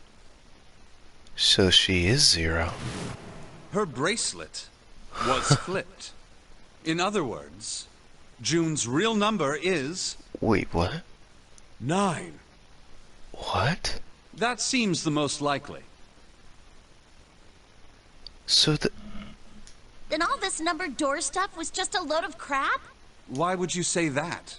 Because if June is 9, then the numbers wouldn't match up. Here, look. list of all the numbered doors June's gone through. I'll let you know what I'm writing, okay, Snake? And that's everything. I wrote down which door she went into and with whom. And I wrote what all the numbers were. So if you switch 9 in wherever there's a 6, the numbers don't work. If the digital root is 7, then you can't open door 4. If the digital root is 2, then you can't open door 8. Clover, do you notice anything interesting on that list? What do you mean? You're talking about 3, right? Right. 3? Santa's always in the room with her. That's what you're saying, isn't it?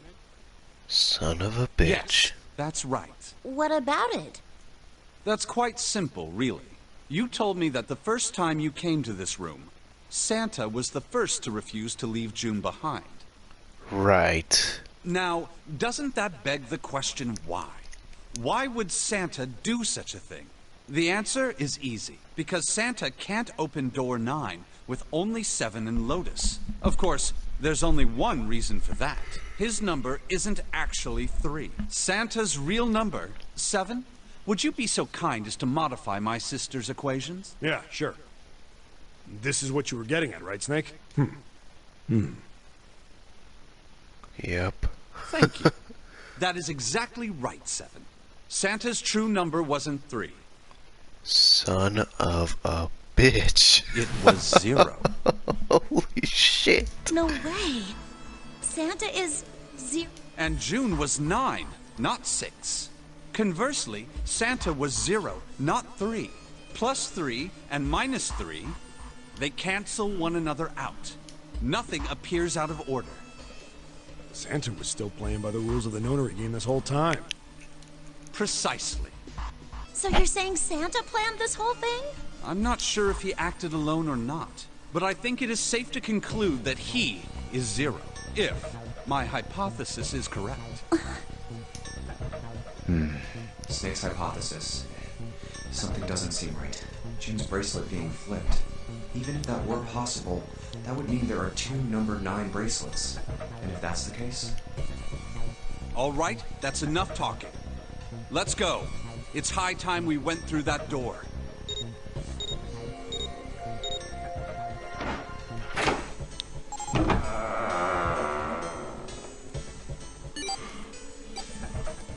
It's right there.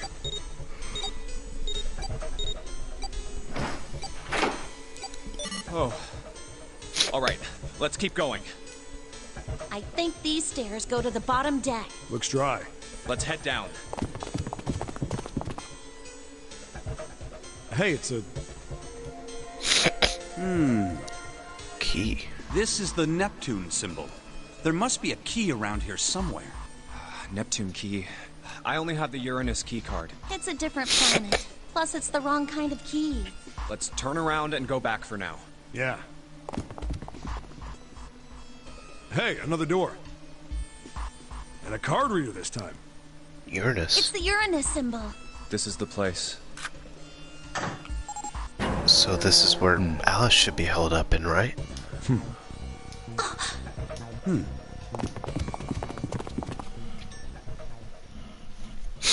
Wow! It's totally full of books! There's so many. I don't know where to look. All right, if we want to get through that door out there, we need the Neptune key. I say we split up and look for it. Okay. Very well. Sure thing. Good. Let's get started then. We don't have a lot of time. Hurry. Alice sleeps in a small chamber past the Forest of Knowledge. As he began his search, for reasons he didn't fully understand, Junpei felt these particular words floating through his mind.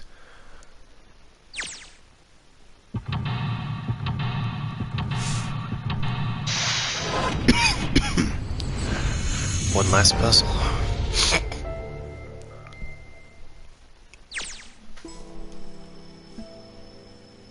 The library. Alright. Let's get it done. There's a note on the table. Lights of the books. Huh, what does it mean? Interesting. Well, intelligence often hides itself in darkness. Have you ever thought about the pages of the books? Each page only sees, what, maybe 2 or 3 minutes of light before the reader is on to the next. They spend the rest of their lives locked in darkness. Rather like myself. That's horrible. Oh, don't get me wrong. I'm not complaining, not at all. I live in darkness, yes, but that is gifted me with the ability to catch the truth that others might miss. I can hear the voices hidden in the darkness, you might say. There's a note on the table, it says the lights of the books.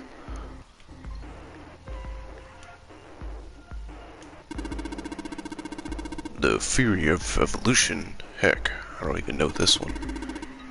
This is that Darwin guy, right? Well, yes and no. Charles Darwin wrote a book called On the Origin of the Species. In it, he put forth his theory of evolution. Yeah, I remember that part. He called it natural selection. Exactly. Introductions to geology, huh? Thinking about the Earth. What? Or thinking about the Earth, even when you're on the ocean. Kinda romantic in a way, I guess. Pathology. This one's about fossils, right? These are pretty nasty looking. Mother Nature. Is that some sort of book about hippie chicks? Probably not. Except perhaps tangentially, it's most likely about environmental protection. I was just trying to make a joke. Dude, hippie chicks? Really? Okay. What's a picture book doing here? Looks like it's about Little League. It does seem a little weird that it's so different from the others, huh? Maybe you ought to take it with you? There's a baseball on this one. Come on, Junpei, let's see what's in it. I'm gonna go out on a limb here and say it's probably baseball stuff. Whoa! Pop-up head. This is one of the pop-up books, isn't it? It says H-E-A-D. Head. You mean like where my brain is? There aren't any books. Function of the human brain, huh? I guess in this book, about nervous... I guess it's a book about nervous system. I'd love to ask you to read it to me, but I don't think we have the time. I'm kinda curious about it too. There's gotta be a reason why people connect with each other, you know? I'm sure there is. Oh, look, Seven. There's a book that's perfect for you. It's called Correlation of Muscle, Bone Density, and Muscle Strength. Or Bone Strength. You're just saying that because it says muscle. That's racist.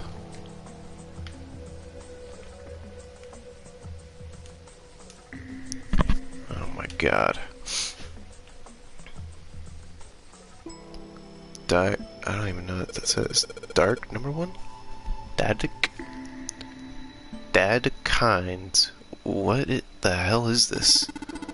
Wasn't it a German mathematician? Maybe it's a compilation of his work. Huh. Owen, huh? Owen isn't enough to go on.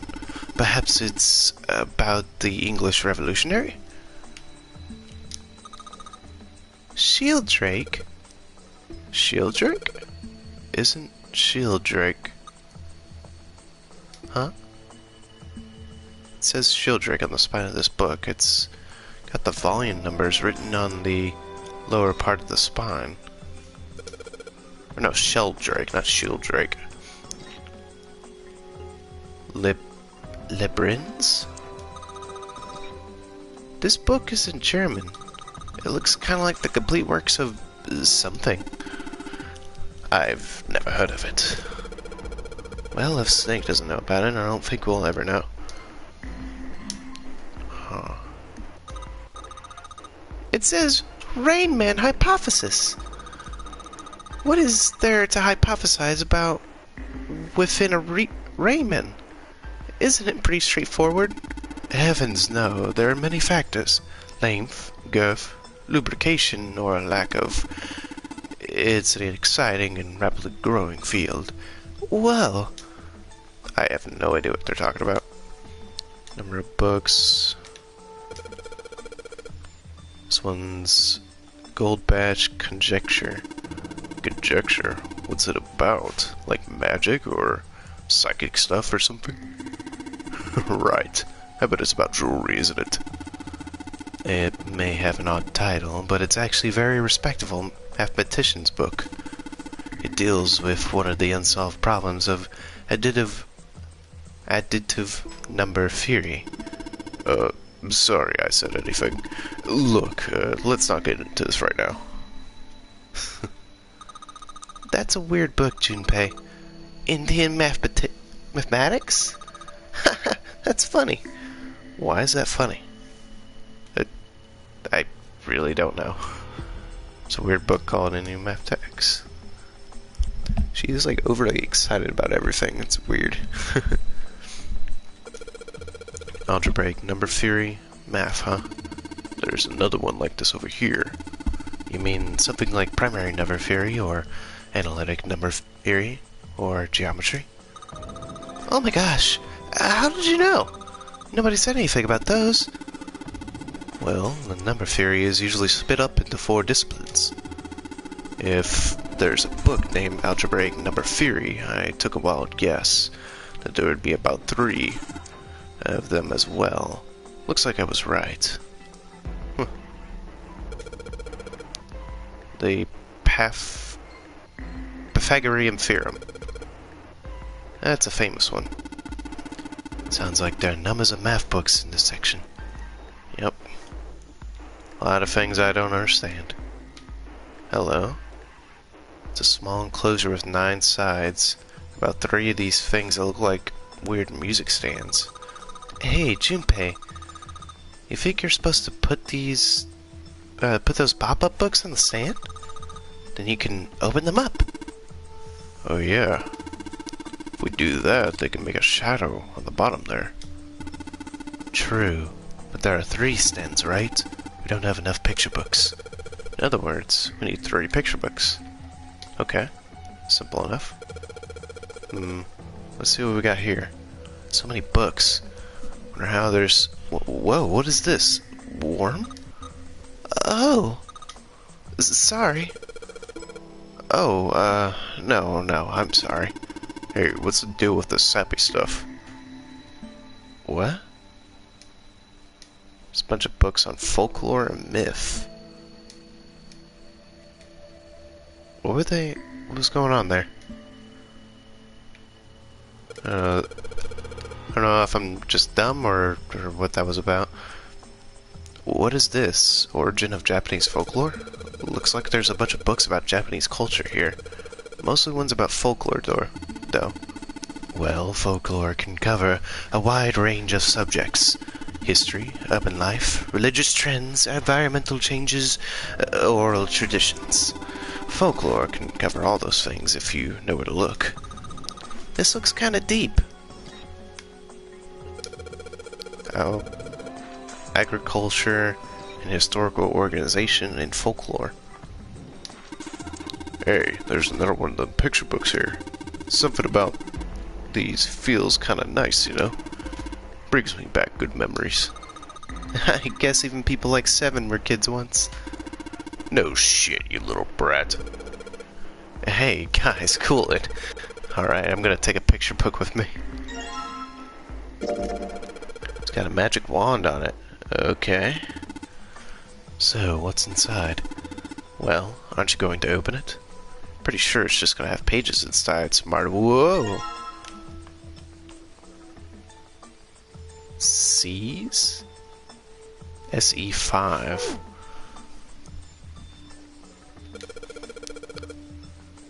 Modern Japanese literature, huh? Okay. What's this about? There's a couple of books on glass shelves. From left to right, they say Volume 6, 3, 2, 4, 1, and 5.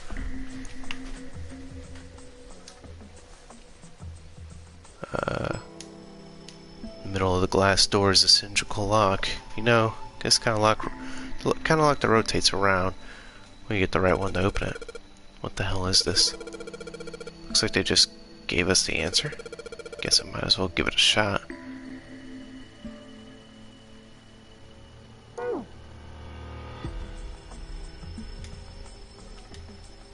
Six, 3, 2, 4, 1, and 5.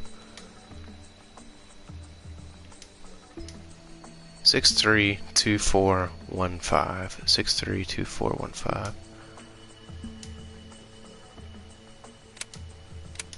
6, 3, 2, 1, 4, 5.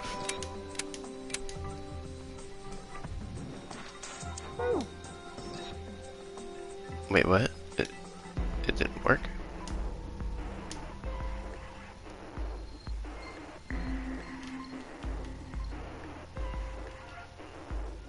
Yeah. 6, 3, 2. Oh, I put it in. Okay, 4, 1, 5. Yeah, there we go. I mixed up the last couple of numbers. You did it, Junpei! Yay! I don't know why, but I feel like particularly happy about being praised for that one. Whatever. At least the lock's open now. Let's see if we can get it open, alright?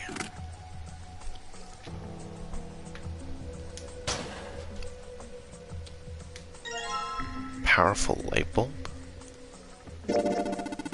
Feels like a light bulb. Pretty high wattage too, unless I miss my guess. This should generate quite a bit of light. All 6 books seem to be pointing to the cylindrical number lock. I thought they would have said something else. There are books all around in some sort of language. Couldn't read them all. The iron plate is bolted down. Don't know if it's a door. I think maybe it's just a wall.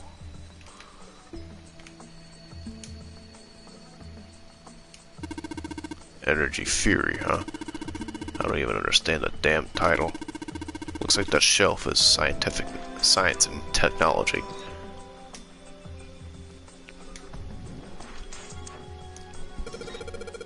What's the deal with these titles? They're all just gibberish. Hey, what if we, like, switch them all around? Switch them all around? Yeah. If we move them around, then maybe they'll spell something. Oh, I get it. Yeah, heck, it's worth a shot.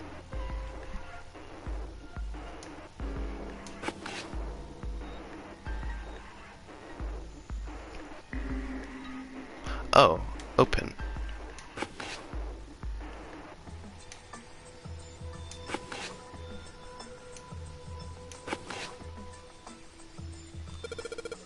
Open here, find bulb. How about this? Looks like putting those books in the right opener opened this thing right up. Heh, that was a piece of cake. Hooray! You did it, Junpei! I guess that turned out well enough. So the letters from the title spelled out, open here, find bulb. There's a light bulb sitting on the shelf. Okay.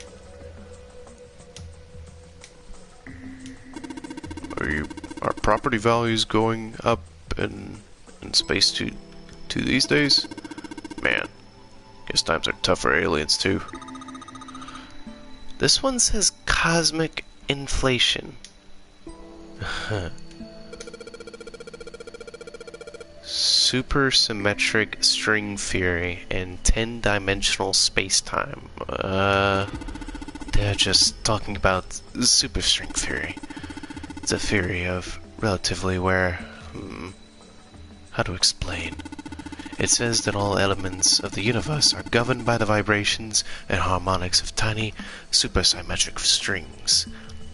Huh, okay. What's this?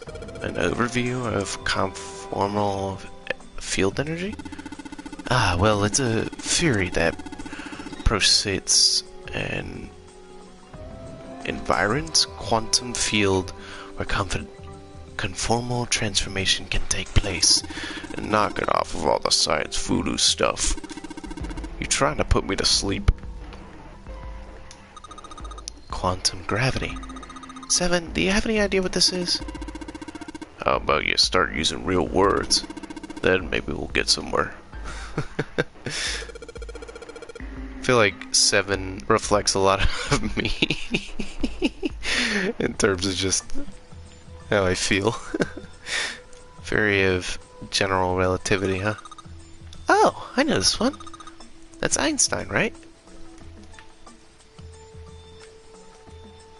Bookshelves full of energy, technology and energy theory. Look at this. This book is called Mind Swap. You mean you could like change bodies with someone? Well, I guess you wouldn't mind switching bodies with my brother or Junpei too much, but I'd rather die than let 7 switch with me. What the hell? Like I didn't even want to swap bodies with you, little brat. Hey, were you imagining? You were! Shut up! Yeah, well, he wasn't the only one.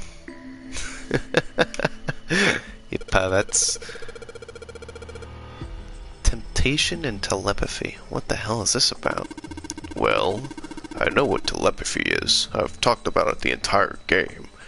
But I've never heard of teletemptation. It refers to having the ability to travel through time. Huh. This one says the golden rabbit and the moon on it. Does that mean it's about a rabbit that lives on the moon? Rabbits are pretty cute, but what about the moon stuff? He's talking about the Judaeus tree that is said to grow on the moon, according to Chinese legend. Huh. Kitab al-Azf.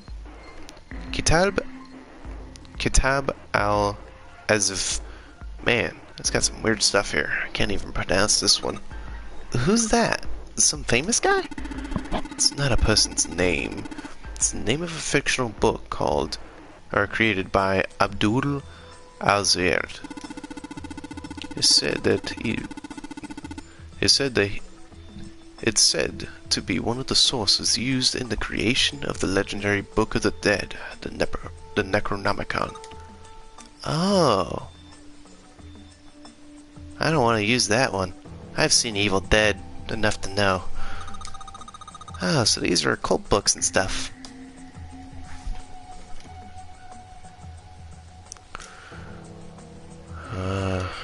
This book's called Paleontology. Oh, okay, yeah, we already looked at this section then. This book's called What? We already... book's called...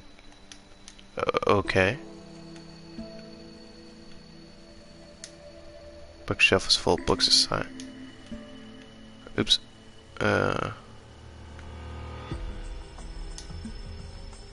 Okay. Energy theory development and nanotechnology materials. Interactions between shortwave energy and matter. What else we got? Just listening to you read those titles gives me a headache. Can't say fancy technology stuff and get it all real well. Keep on talking about that stuff and you're gonna put me to sleep. Just watch Metal Gear, you'll be fine. The black hole hypnosis, gamma ray, Astrophysics. I guess this bookshelf's an astronomy theme. Okay. Alright, this should hopefully get me to where I need. Look! It says Cultural Heritage of Rome. But I bet that's gonna be a serious inherent sex.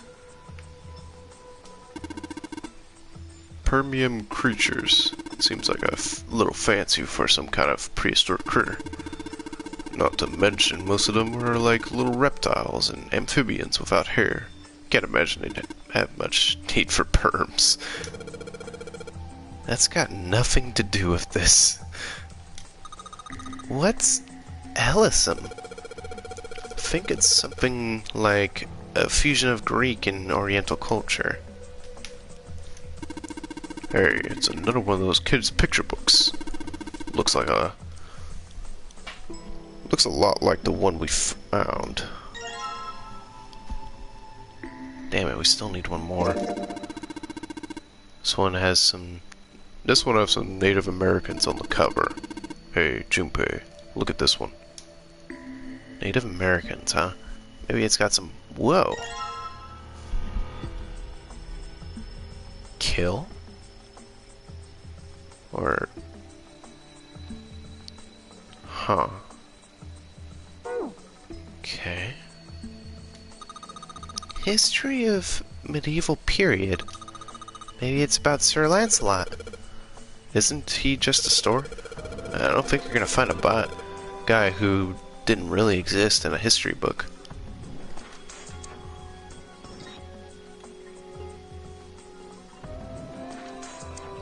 This book's called Correlation of Muscle. Oh, we already. Human Equilibrium Theory. Human Anatomy. Regeneration of Internal Organs. This book is called Dissection. Bookshelf must be about medical books. From what I can tell, it sounds as though these books have been organized by genre. This library must be massive. I'm rather impressed by how well organized it is. Principles of monkey behavior, huh? I'd imagine this is a book describing braxology studies on monkeys. Monkeys are very similar to human evolutionary, so I imagine the research was fruitful. The shelf was about the nervous system, like functions of the human brain. Dissection atlas, huh? The whole shelf is full of medical books. Look, this one's called Recreation of Lost Human Functions. I think they're talking about is if you, like, lose part of your body, you'll grow back. I don't think so. Maybe they're talking about reconstruction abilities that humankind once possessed. In other words, they may be talking about cultivating a sixth sense. Ancient Gladiators. What is this book doing here? Maybe they were researching human physical limits across history. Huh.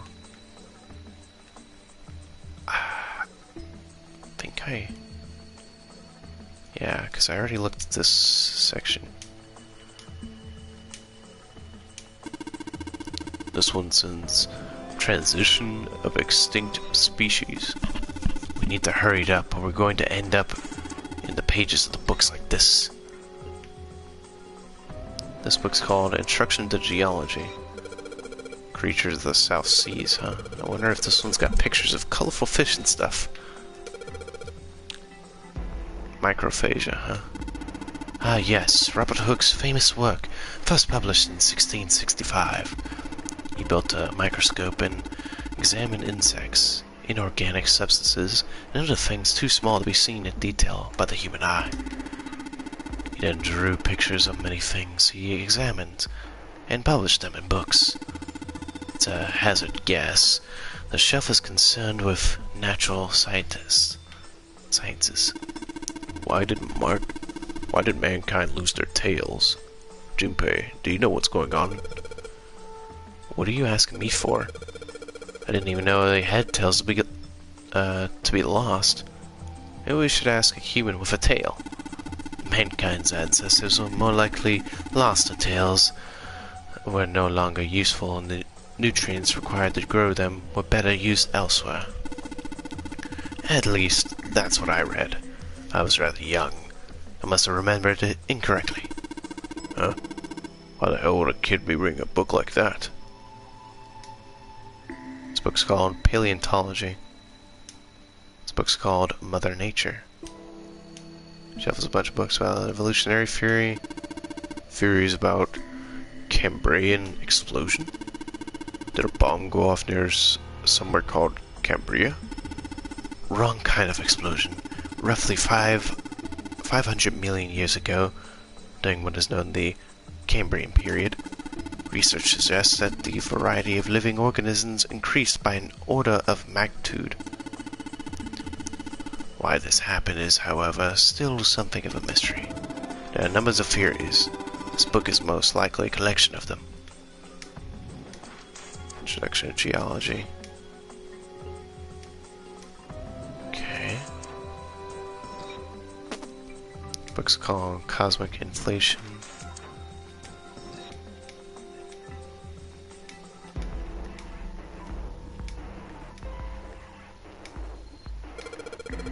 Well, let's hear Faraday's law of electrolysis. I believe what's going on is about electrolysis is an electrolyte solution. These particular laws were set down by Michael Faraday.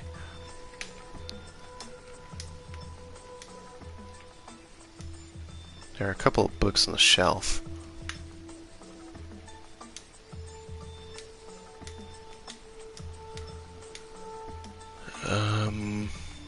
Okay.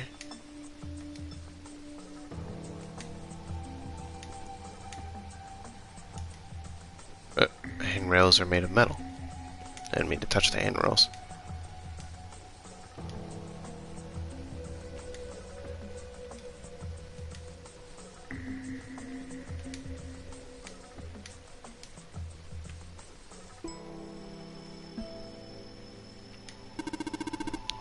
What's that one called? It says Foundation of DNA and Genetic Engineering. An overview of photochemistry. I think whoever set this up wanted us to see the cover, not the spine. Let's look at it, okay? Huh, looks like there's a whole lot of space behind these books. Look, Junpei! I think there's something hidden behind the books. Okay.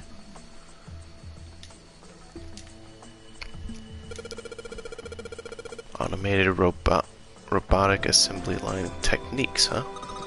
What's that? Some sort of comic book? Jeez, I guess boys love really stuff like. I guess boys really like stuff like that, huh? No, you're thinking of a different sort of robot. This book is talking about automated machinery that used to build things like cars. Communications and computer science, huh? That's a pretty generic title. To be honest, it's so vague I don't really know what it might be about.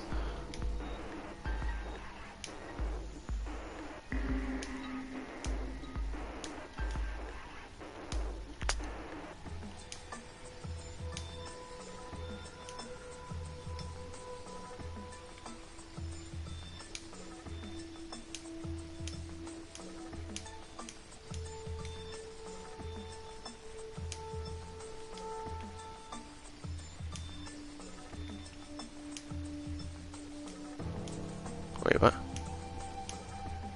Black hole hypnosis? I don't recall that.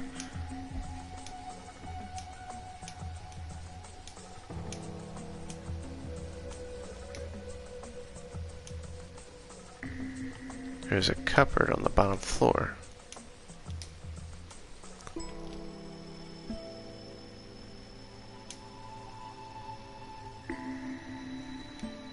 So wait a minute, did I not? Yeah, okay.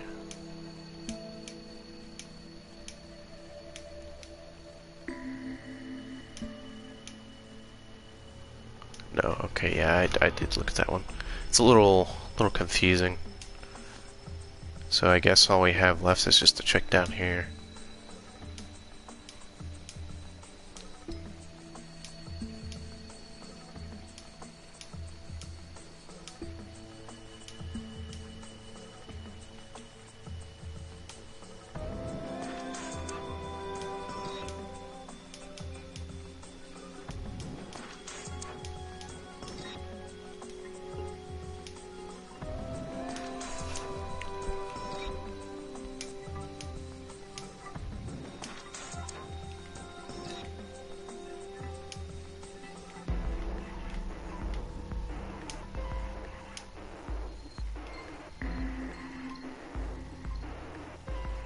We don't have enough, right? Oh wait, no, yes we do. We only needed 3. I thought we needed 4, I'm sorry. Small enclosure, 9 sides. Yeah, that's okay, yeah. I need to, Okay, how about we try putting these pictures in the book stand? Then...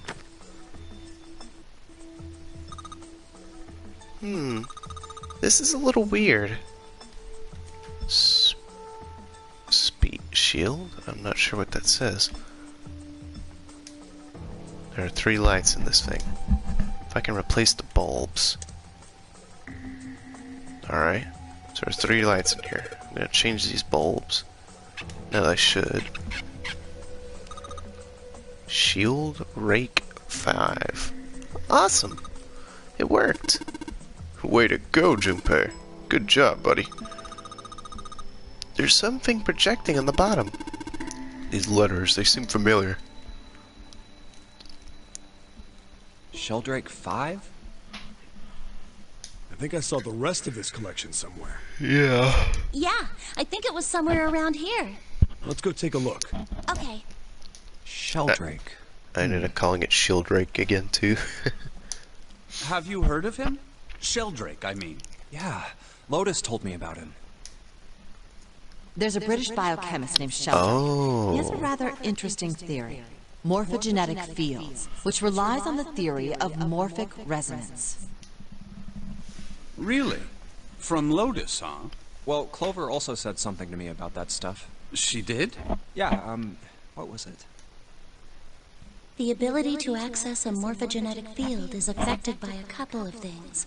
The first is epiphany, and the other is danger. That girl. I told her not to tell anyone.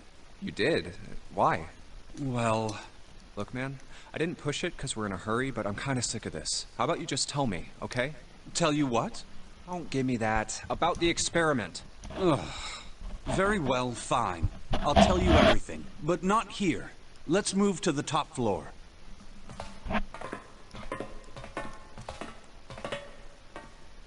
I suppose I might as well start by telling you why I kept quiet, and why I made sure Clover did as well.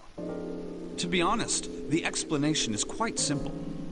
Zero told me not to.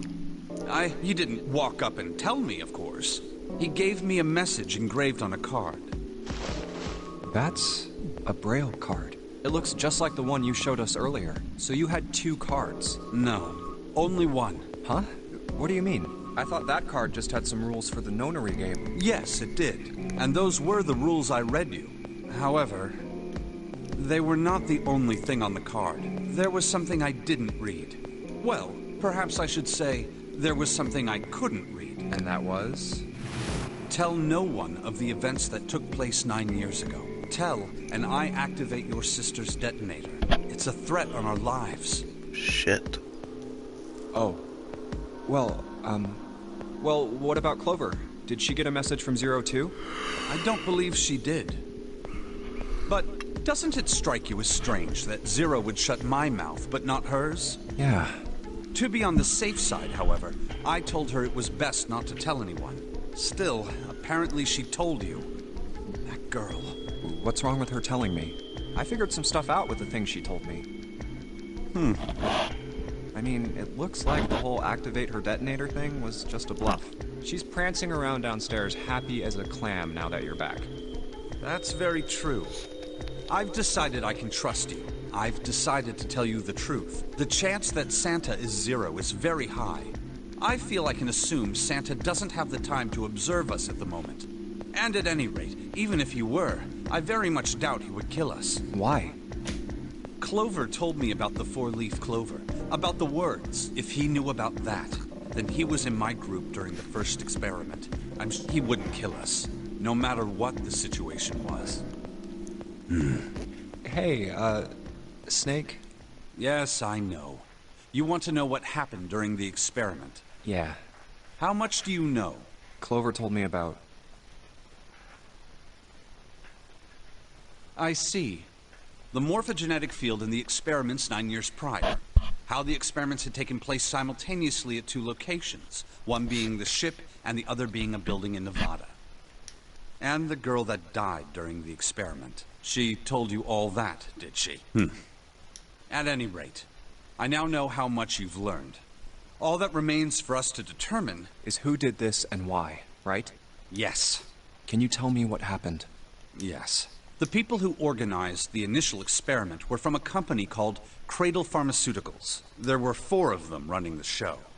Gentaro Hongo, Nagisa Nijisaki, Teruaki Kubota, Kagechika Musashido. Hongo was the CEO of Cradle Pharmaceuticals. Nijisaki was his right-hand man and did the lion's share of the planning. Kubota led the company's research and development division. Musashido was their majority stockholder. It was these 4 people who planned the initial experiment. Let me simplify it for you. Hongo designed it, and Nijisaki put it all together. Kubota developed the technology required, and Musashido provided the cash. So it's Hongo, Nijisaki, Kubota, Musashido... Of course, more than 4 people were required to conduct an experiment of this scale. To that end, they organized a top-secret team to assist them with their research. All in all, they gathered 10 people or so. Those 10 completed their team, and they were able to begin the project. They named it the Nonori Project. The purpose of the experiment was to research the prospect of controlling a human mind through sheer will. The vessel, I suppose you could say, for this control was the morphogenetic field. Why did the glycerin suddenly begin to crystallize? Why did the crystal structure of EDT undergo a sudden change? Why did the rats improve their puzzle-solving skills with each generation?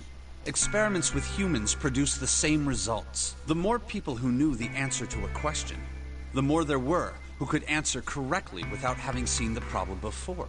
Why is that? How could it happen? The answer is that the shape of the answer has been stored in a field invisible to the naked eye. And through that field, the resonant event transmits information related to that answer. That's essentially the idea behind morphogenetic fields. But that's just a theory. Can't bring yourself to believe it? Yeah.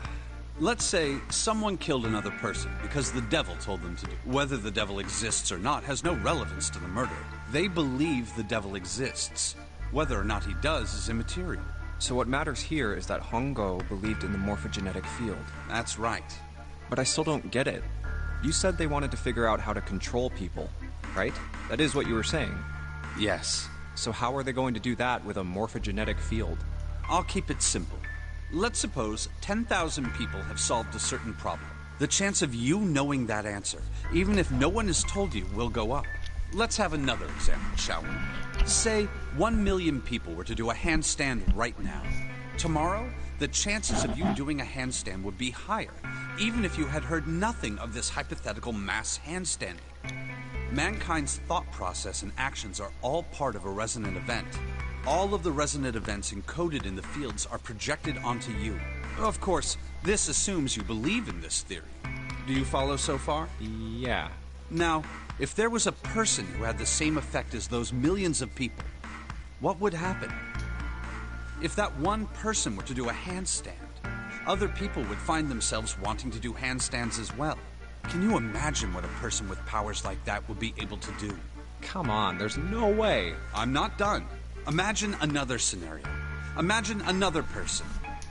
This is an ordinary person. Let's say he does a handstand.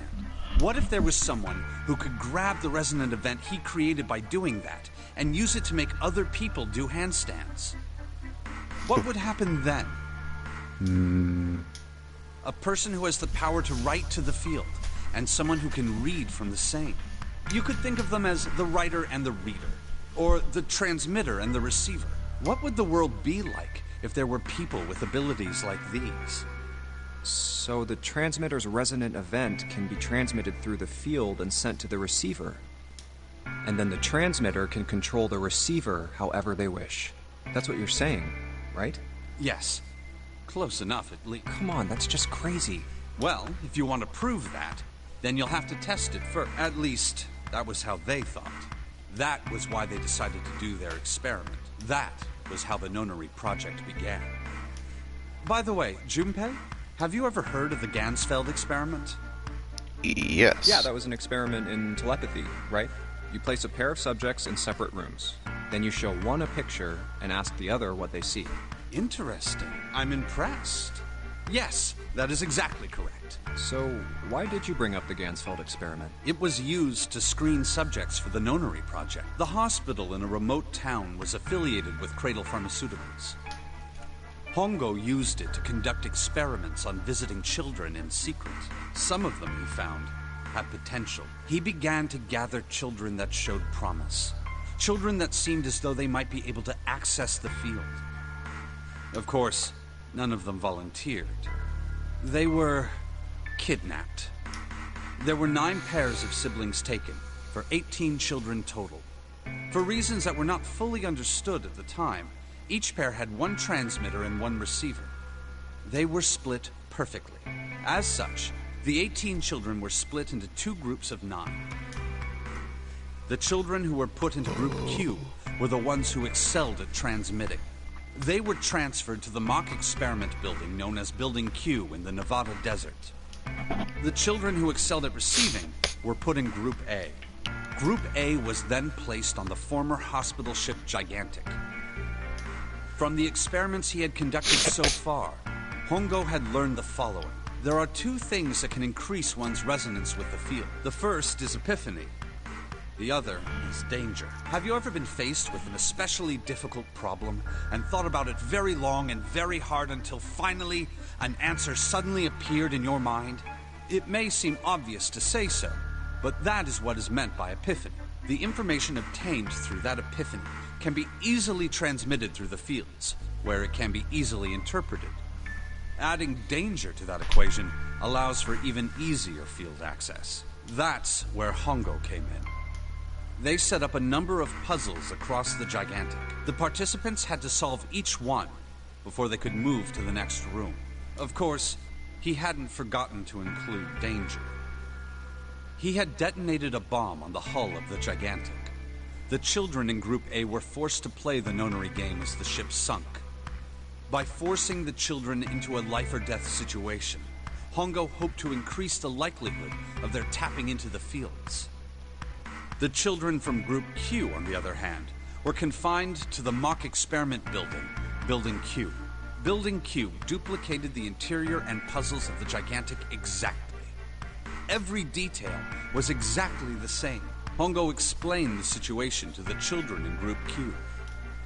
Solve the puzzles you find throughout the rooms.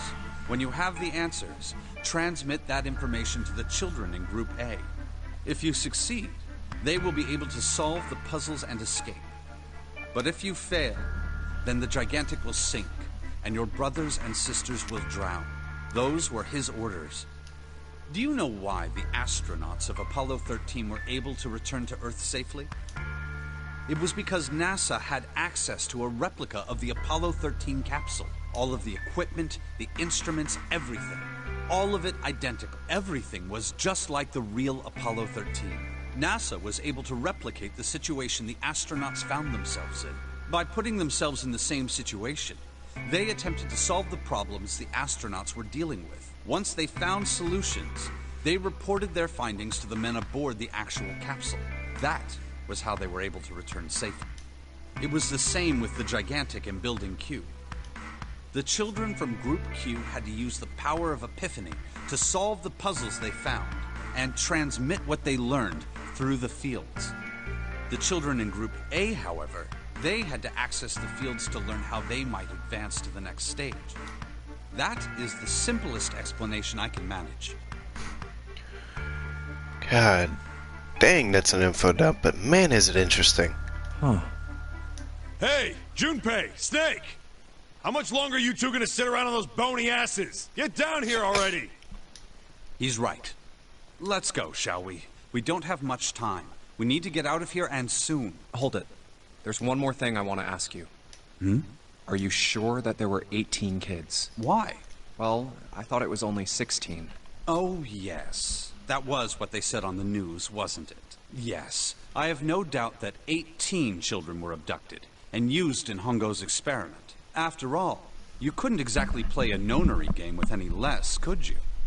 Well, yeah, but are you saying that the news got it wrong? Yes, I am. There were 2 more children. However, they had no relatives that I'm aware of. I imagine no one filed a police report when they went missing. They were brother and sister, like Clover and I. The brother's name was Aoi. Aoi? The sister's name was... Her name was Akane. Akane? That was the girl who died. What? Akane Kurashiki died? Wait a minute.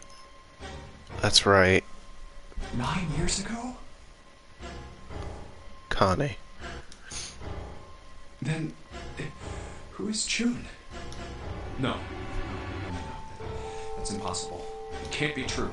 Akane isn't that uncommon of a name. If Snake had known her last name, that's a different matter entirely. So they share a name. A lot of other people do too. It doesn't mean anything. It was someone else. Of course it was. It has to be. Is something wrong, Junpei? Your breathing sounds strange. Oh, no, it's nothing. I'm fine. Let's get back down there, alright? I couldn't do it. Why didn't I ask? What's her last name? I just couldn't get the words to come out.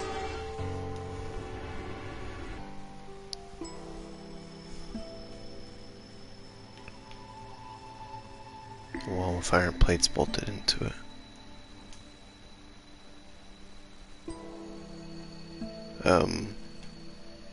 So wait, what are we doing now? Are we going to the books?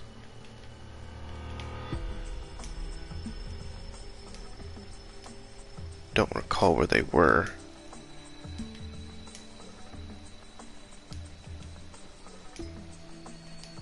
You know what? I don't think they were... Or actually, was that them? No. I think they were down. Yeah, here. Sheldrake, that's it. This is what the shadow was pointing to. But didn't it say 5 at the end of the shadow picture? Yes, I think we need to find the 5th volume.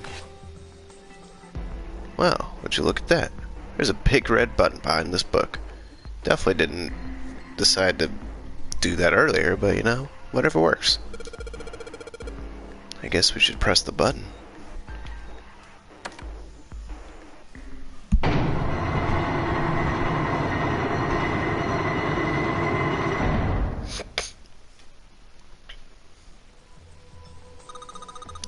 What was that sound? It sounded like something really big was moving. It came from the top floor. Alright, let's check it out.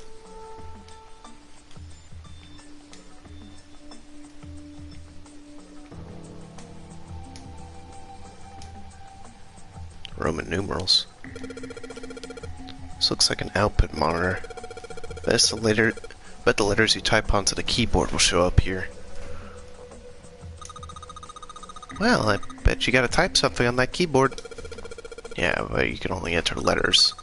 And it looks like you only got 4 letters. Let's see how it works. Guess you need to hit enter once you type in the letters. Then you can erase what you typed with control.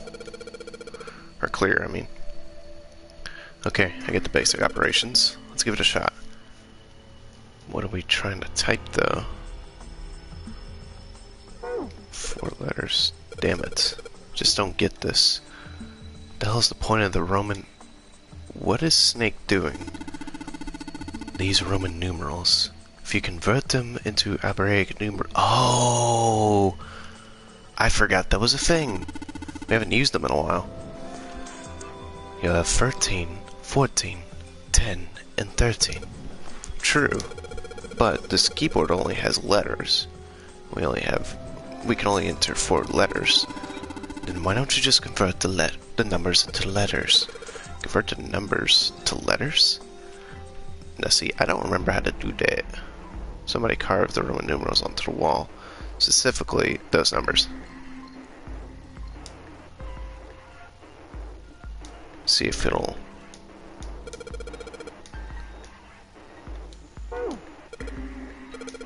Why isn't this working? Hey, Junpei, I was thinking. Isn't this kind of like the other one? Other one what? Come on, you remember. The one in the captain's room. The one in the captain's room. What happened in the captain's room with...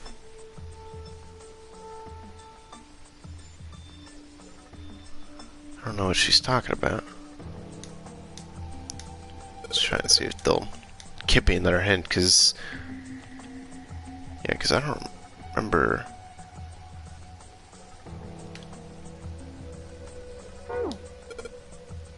Why? Why the hell isn't this working? Don't you remember, Junpei? That thing in the captain's room. You put in the letters for numbers, remember?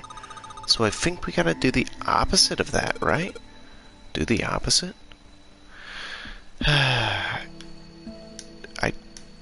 Legit, I don't remember. You know what? I'm just gonna do this.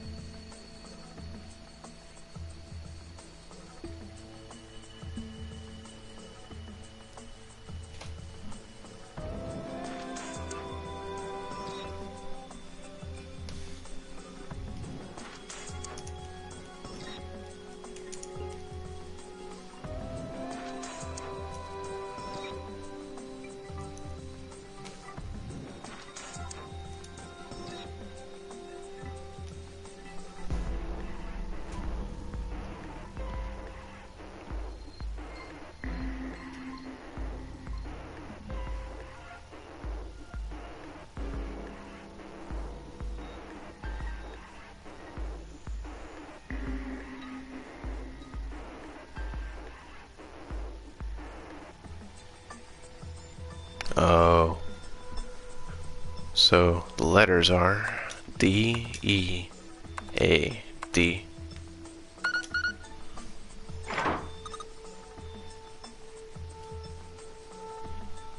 Yay! You did it, Junpei. Now it's unlocked. Good job, Junpei. Whoa there. Don't get too excited. The password was dead, remember? Just makes me think whatever's waiting for us isn't good. So what? Jeez, you're such an old lady. You can't be worrying about stuff like that. I mean, come on. We got it to unlock, didn't we? Let's go, hurry up. Alright.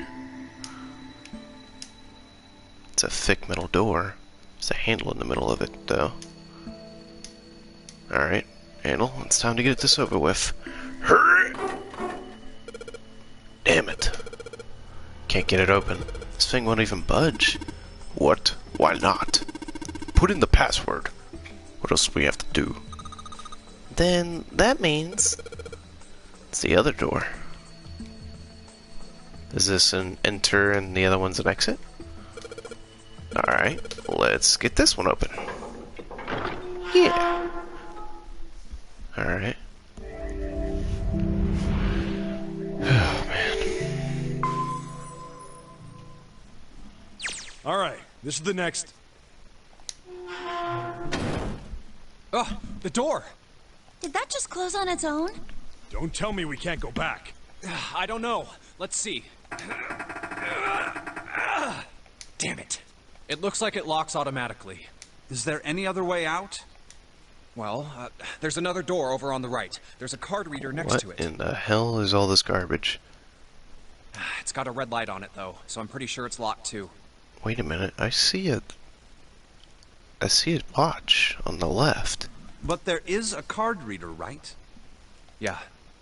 Then perhaps if we find a key card, we could open the door and leave? Well, yeah, that might work, but... Hey! Wait a minute. Are you saying we're gonna have to search through this room for one little card? Oh, man. Jesus, are you serious? Looks that way. So these is where the Red and the Deads were constructed. No way! For real? Well, we can sit down and wait to die, if that's what you prefer. I rather doubt that, however. So it would be wise to start looking. We haven't much time. Let's find that key card. Oh, and the Neptune key as well. We won't be able to get through the hallway without it. All right then, let's begin. Oh man, I thought that was the last puzzle. I'm getting close to 6 hours. And it's already fucking 2 o'clock. Study. But I want to end this on part 9. There are piles of crap everywhere. Man, this place is a mess. It's so messy, I don't know where to start. Some of this crap looks familiar. I think a lot of these parts have puzzles we solved in the other rooms. If that's true, then this room could be Zero's laboratory. Perhaps Zero would shut himself in the room to devise machines and puzzles he'd need for his plan to come to fruition.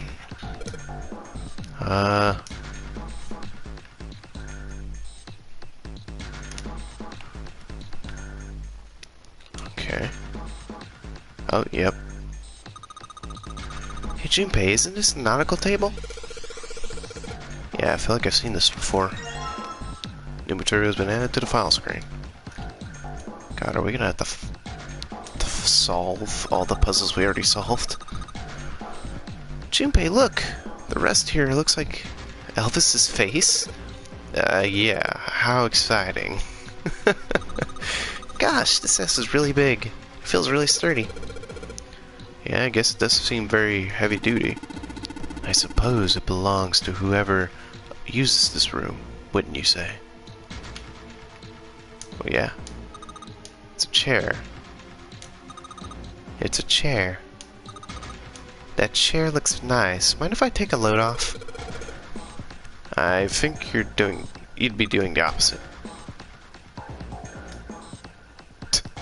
Okay. What is this nonsense? There's a control panel in front of the big screen here. Wonder if any of these buttons do anything. Oh my god, what is this? There's something on the screen now. What is this? There's 15 cells here with numbers and letters to them. Let me see that. Ah, yes, I see. So whenever you touch a cell, the one next to it turns on or off. Just gotta use that to make all the cells, the right and the bottom, go green. Hey Junpei, I found this piece of paper in the thing. You want to take a look at it?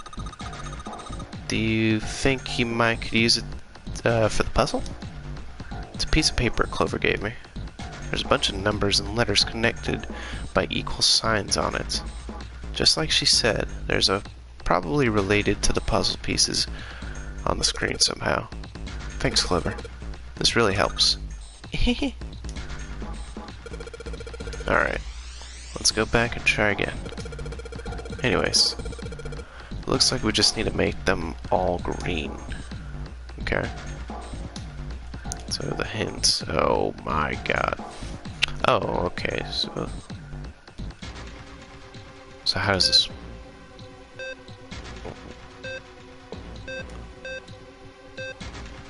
Okay.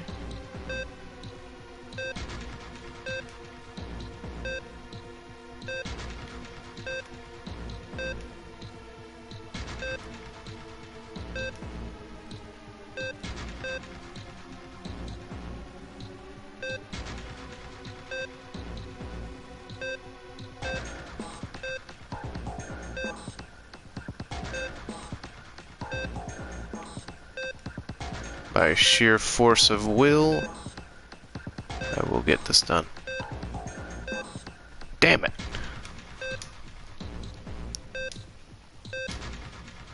I'm pretty sure this is supposed to be like that, well, kind of like that one that, we had to do on the computer screen.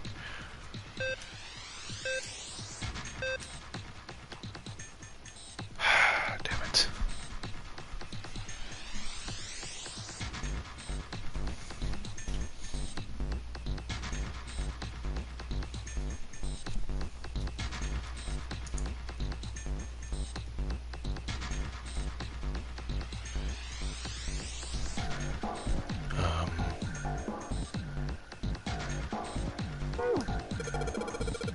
This is a lot harder than I expected. Well, according to the chart Cover gave me, I just need to plug in numbers for each of the letters.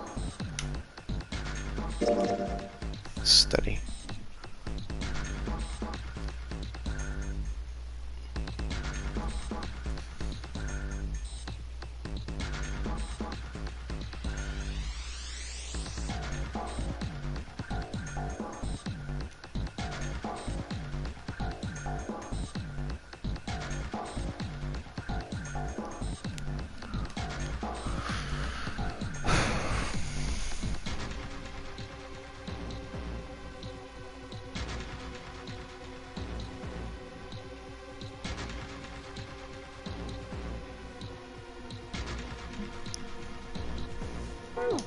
Okay.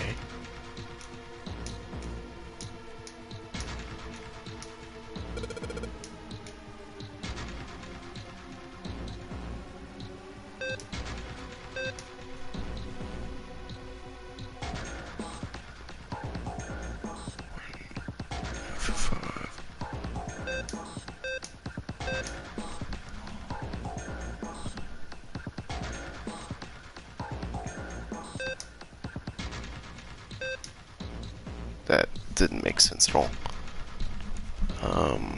Size rows and column numbers need to be.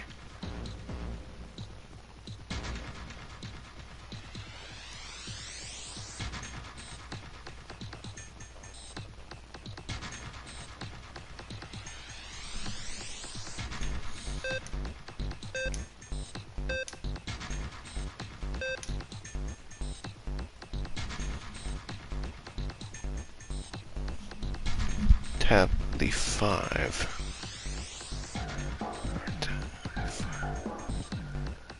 Squared and tap the D.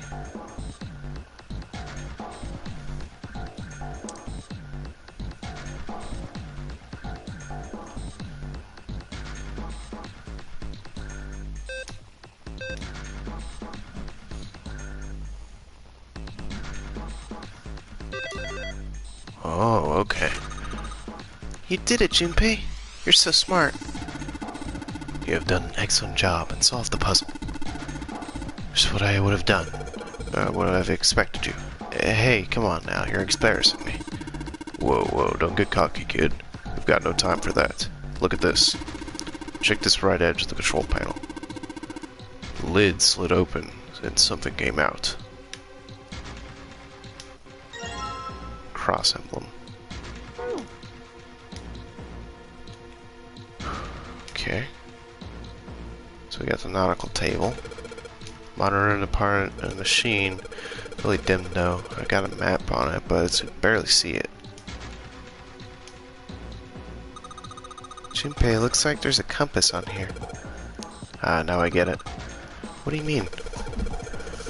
I guess you weren't there, Clover, but I saw the puzzle like this one in the wheelhouse. I think I just need to do the same thing here. The same thing? The important part is the nautical table, which we just found. I have to match it up with the directions of the compass and the lines of the nautical table.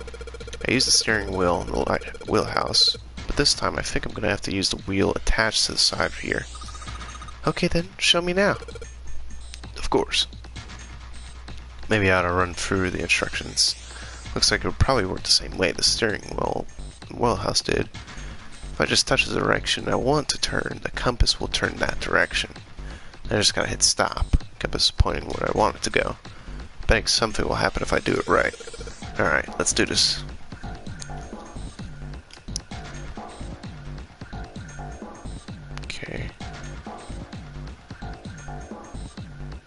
where's the starting point? Oh, okay. So...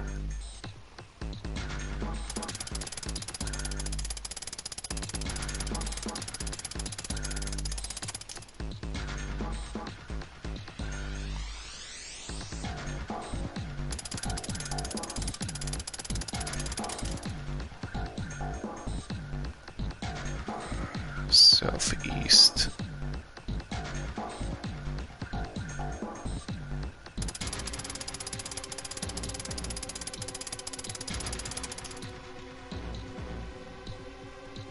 Northeast.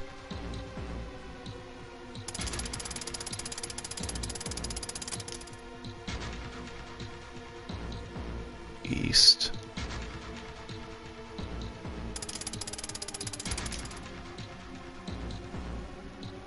North.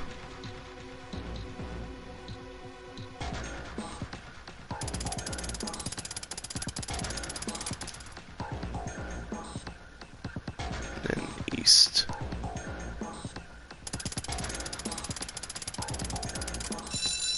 Alright, cool. Yeah, you did it, Junpei. Good boy. Wait, what? Good boy. Now who's a good boy? Ah, knock it off. Hey, we don't have time for screwing around right now, alright? Check out the right side of the monitor. Just got slid open and something came out.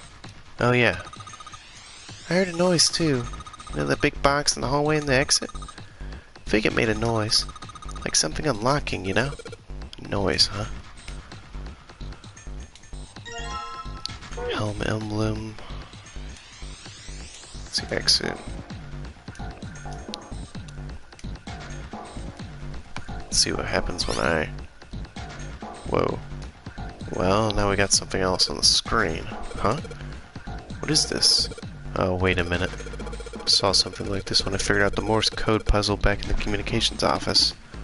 Morse code? Yeah. The dots on here look like the bits for Morse code. There's 2 dots in the first line, 4 on the second, and 1 on the last. I'm afraid I don't understand. Well, perhaps you should give it a shot anyway? Alright, I'll try. Before I do that, though, maybe I ought to run for the instructions. If I tap the button, it'll enter a dit. If I hold the button down, it'll enter a da. Once we enter that answer, it'll automatically determine whether it was correct or not.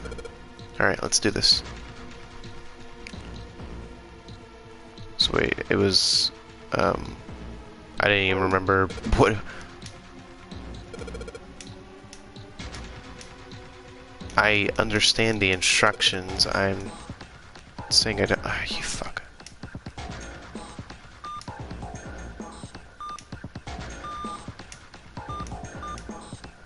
Yeah, I don't remember what the fucking thing was, dude. Is there not a...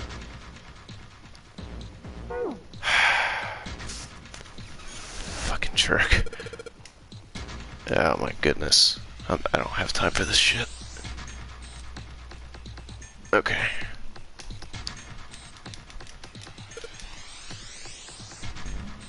So... Oh,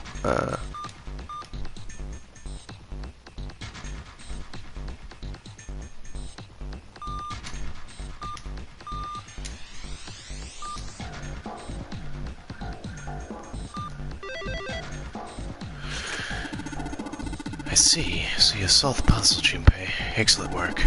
The answer was ice. How did you know? All I had to do was listen to the sound the machine made. After that, it was a trivial matter to decode it. Ah, yes.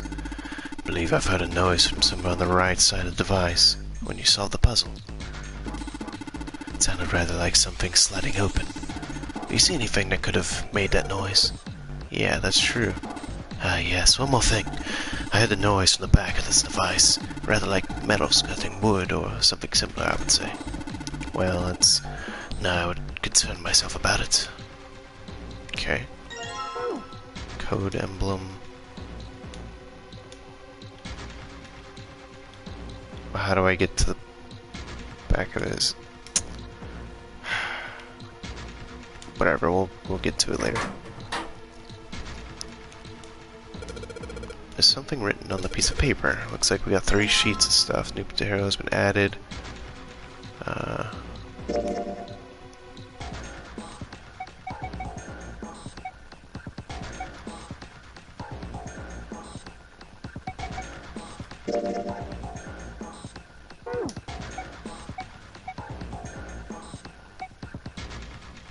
I don't even know what it was. I haven't been looking at these, so I don't know which one's new. Oh well, I'm not too worried about it right now. Okay, how many emblems do we have? We need one more.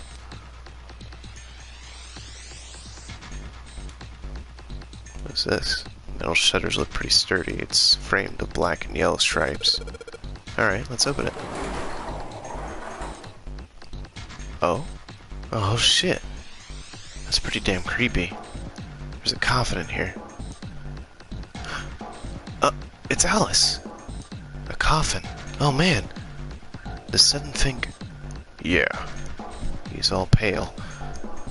He's thinking the same thing I am. No way. Could this be? I'm sorry, but what's going on? It's a coffin! I wonder if there's a vampire in it. Right, I guess Clover and Snake don't know the story. Man, I can't bring myself to tell them. Well, at any rate, we have to look around. Okay. Alright, fine, I'll open it. Okay, Junpei, you can do this. It's just a box. It's just a box. Oh, holy shit, this coffin. There's gonna be something horrible in it, I know it. Okay, deep breaths, deep breaths. Here we go. And there's nothing. Eh? Oh man, nobody's in there. Shit, I can't believe I was scared of something like that. What do you mean nobody? Were you expecting someone to be in there? It's a long story. Just ask Junpei about it sometime. Well, like Seven said, there's nobody in there. Something in there though. Well, 2 somethings actually. What is that? Oh, perfect. Emblem and a key. Looks like we got the plates on the emblem on it. Yay, the Neptune key! Yes, we finally found it. Now we can get through the hallway. That's correct, Clover. We don't need to get in this room first, you know? Yeah, I know. Okay, let's get the hell out of here as quick as possible. I don't have any objections to that. I don't think we'll use the Neptune key in this room. It's really important though, so I'll keep it in my pocket for now. As far as the other things go.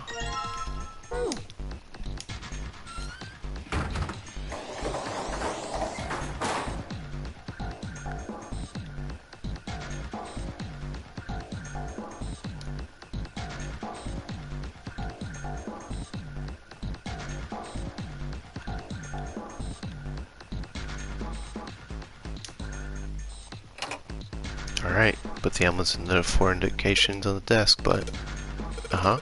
nothing happened. Wait, what's Snake doing? I feel the symbols and graves just above each indentation. On the upper left is steering wheel symbol. Upper right, cross symbol. Bottom, mysterious circle. And lastly, the waffle pattern is engraved in the bottom right. Additionally, each symbol seems to have been given a number. 1, steering. 2, cross. 3, mysterious. And 4, waffle. Perhaps we need to insert the emblems in this order? That order, huh? Oh, well, hold on. Okay, I get it. Okay, so, waffle. Oh, okay, it's just gonna default it to that. Set steering wheel, right? What in the world? Whoa.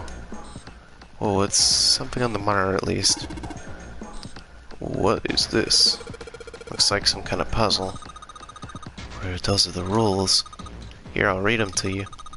You can touch when you touch the numbered areas, that area will be selected and turn blue to indicate this. Touching a numbered ball after selecting an area will cause that ball to be moved to that area. However, you cannot move that red ball. You can only move 3 to 5 balls in a single area. Press the check button once you have moved all the balls, except for the red ones, which you cannot move. Digital route in the balls in the area must match the number in the area. That's it. I don't even know what that means. Whatever. I like to say practice makes perfect. Let's give it a shot. Don't you mean practice makes perfect?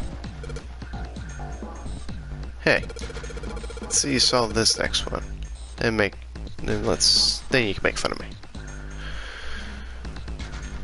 Okay, oh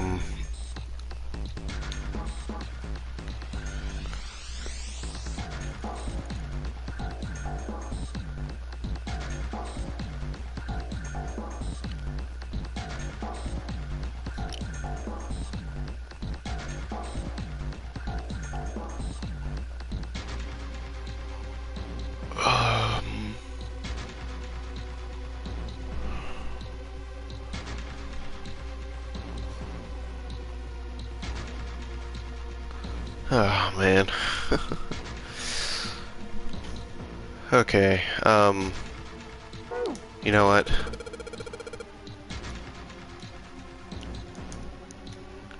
So, I don't know if I'm going to be able to fulfill my promise of making part 9 the final. Because, if I'm looking at this correctly, there's apparently one more puzzle after this, the final puzzle. And I'm already 6 hours in, which wouldn't be a problem if it wasn't already almost 2:30 in the morning. I'm getting very tired, and it's honestly getting hard to look at the computer screen back and forth. And this is already going to be a fucking long ass video on YouTube, so I think I'll just go ahead and end it here, sadly. I really wanted the power for this, but I'm not getting through it quick enough, and I don't want to overexert myself just for, you know, that stupid thing. So, thank you for watching this insanely long video. Hopefully I will never make another video this long again. I'm so sorry. Hopefully it'll be a little shorter, though it probably will be like, I don't know, 5 or 4 hours, because I know there's a lot in the beginning to cut out